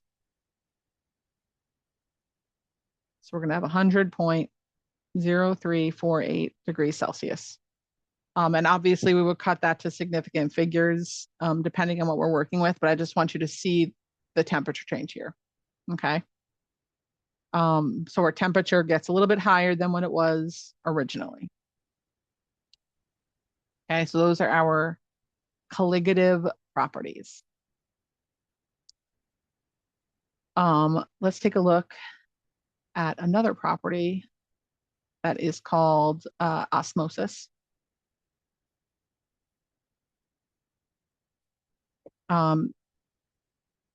The definition of osmosis is when we have two solutions with differing concentrations that are kind of in contact with each other. Osmosis is when water flows from the solution that has a lower concentration, the one that's more dilute, into the solution that has a higher concentration. So in osmosis, the thing that moves around is going to be the water. The water spreads itself out and it tries to move to the chamber that is more concentrated until the concentration of both chambers is the same. Okay, so what they're representing here is if you took a beaker and you split it in half with a semi-permeable membrane, meaning that the solute particles could not fit through with the water could. And you have the chamber split so that there's only water on this side and there's a mixture of sucrose and water on the other side. What you would notice happen over time is that the water molecules would move from this side of the beaker into the other side of the beaker.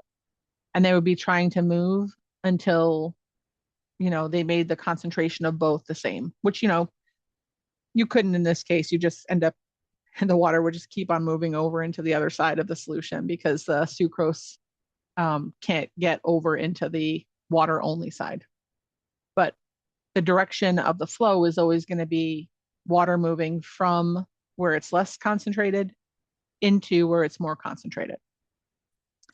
The property osmotic pressure comes from that tendency of our solvent to try to move into whichever chamber has the higher concentration of solute. Osmotic pressure is going to be equal to the pressure that would prevent the flow of additional water going into the more concentrated solution.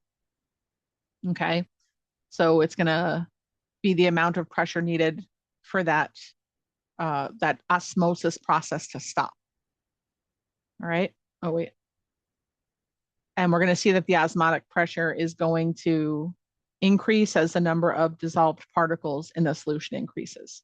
So it's another example of a colligative property because the more particles that we dissolve in our solution, the greater that osmotic pressure value is going to get.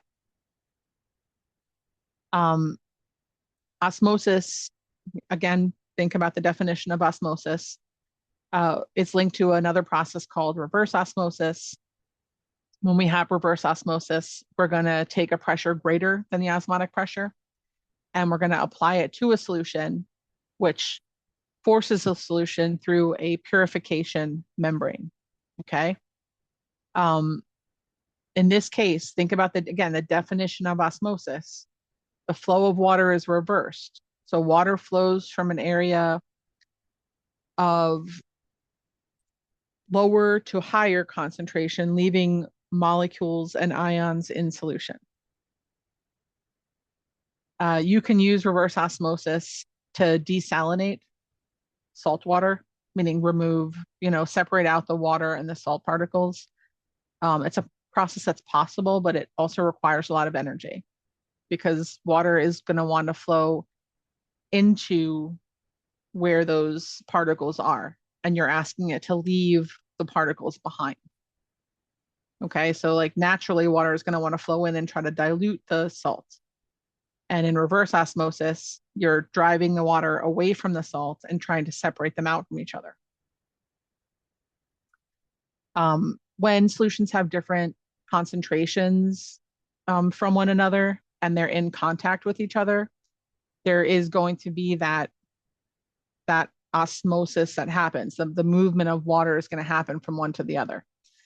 There's 3 classifications for types of solutions that are concentration based. The first type is called an isotonic solution. These types of solutions they're referring to 2 different solutions that have the same osmotic pressure, okay, the same concentration. If you put 2 solutions in contact with each other that have the same concentration, then you will not see any osmosis that needs to happen. You won't have water either exiting or entering to a great degree because both solutions are already at the same concentration. Okay. In terms of like healthcare stuff, IV solutions, these are created to be isotonic with body fluids. Okay, so if you're using an IV glucose solution, it's going to be 5% mass volume. If you're using an IV NaCl solution, it's going to be 0.90% mass volume. These 2 values, you have to remember those values. They're extremely important when you're relating solutions back to your body fluids. Okay, so 5% glucose, 0.9% sodium chloride. Those are the concentrations that you're using with isotonic IV solutions that replace body fluids. If you do not use an isotonic solution and it comes in contact with your body fluids, then 2 things can happen depending on the concentration of the solution. You can have a scenario where your cells burst, which is called hemolysis, or you can have a scenario where your cells shrivel, they shrink. This is called crenation. Okay. So if you have a hypotonic solution, this means that the water is going to start to rush into your blood cells. Okay. This is going to happen when you have a solution that has a lower concentration of solute than your blood cells. Because then what happens when you put the 2 of them together, the water from the solution is going to start to rush into your blood cells to try to make the concentrations the same. And when all that water rushes into your blood cells, the blood cells will pop. Okay. The reverse of that happens when you add, when you're looking at a solution that has a concentration of solute that's too high, that's way higher than the concentration of the components that are in your blood, that are in the blood cells. When that happens, when your solution has a concentration that's too high, the water that's in your blood cells is going to try to rush out of the blood cells and it's going to try to dilute the solution that's surrounding it. And as the water leaves your blood cells to dilute that solution, the blood cells will start to shrink up. They'll start to shrivel. Okay. So normal blood cells kind of look like this. They've got that, that disc shape, not a full donut because there's no holes in them, but they have that little divot right there. When you have a hypotonic solution, these are some examples of what some swelling and burst blood cells look like. And this is an example of crenation, or what happens when you have blood cells that will shrivel up because there is no more water left in them. The water's all exited out to try to dilute the solution surrounding it. So I know we just broke them down, but this will just, everything gets its own slide. So for your hypotonic solutions, these are going to have a lower solute concentration than your red blood cells. So water is going to flow into your red blood cells by osmosis. And the increase in that fluid intake is going to cause your cells to swell and burst. And that's called hemolysis. For your hypertonic solutions, this is when your solutions will have a higher solute concentration than your red blood cells. This will result in the water leaving your cells through osmosis, trying to dilute the surrounding solution. And this is going to cause crenation, which is when your red blood cells shrink and shrivel. Osmosis is also used. It's also used in the process of dialysis. This is when you're going to be passing your solvent and solute through an artificial membrane. Any large particles get stuck back inside of it. Waste particles, like urea, are going to be removed. When you have parts of your body, like your kidneys, do a lot of filtration. So when your kidneys shut down, you need to have an external method for dialysis. So for the filtration rather. So dialysis is that replacement for your body's natural filtration. The waste products and the excess water are going to be removed from your blood through the dialysis. And then it sort of cleans out what goes back into your body. Let's take a look at these. These last examples are going to be related to those values that we looked at before with the sodium chloride and the glucose. Again, those numbers you have to know. They're super important. So we're going to look and see if these are isotonic, hypotonic, or hypertonic based on the values that were given. Okay. And so we're going to remember that our isotonic for our NaCl is going to be 0.9. And our isotonic for glucose is going to be 5%. So when we're looking at these, 5% glucose solution, this is going to be our isotonic. So we can say that that is choice A. For 2% NaCl, that's way higher in concentration than our 0.9%, which is isotonic. If it's a way higher concentration, then that means that it's going to be, so I just wrote the wrong letter, is going to be hypertonic. Okay, hypertonic. Too concentrated means it's hypertonic. Our 1% glucose is below the 5% glucose, which is isotonic. So when we have a concentration that's too low, that is going to be hypotonic. So that's going to be choice B. And 0.5% sodium chloride. This is also below the concentration of 0.9% NaCl, which would be isotonic.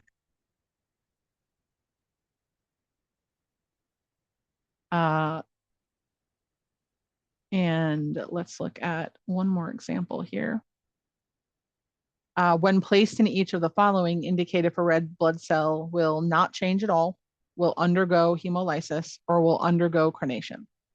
And the easiest way to kind of remember this is that no change means that you're looking at an isotonic solution. If it's going to undergo hemolysis, the splitting, that means that we're looking at a solution that is, sorry about this, hypotonic. And if it's going to undergo crenation, that means that we're looking at those really concentrated solutions, and that is going to be hypertonic. Okay. So if we have a 5% glucose solution, that is not going to change because that is isotonic. 1% glucose, that's too low. So that's going to be hypotonic, which means we're going to be undergoing hemolysis in that case. 0.5% sodium chloride, that's also too low. That's going to be a hypotonic solution, which means that we would expect hemolysis to occur. 2% sodium chloride, that's way too high. That's going to be too concentrated. That's going to be a hypertonic solution.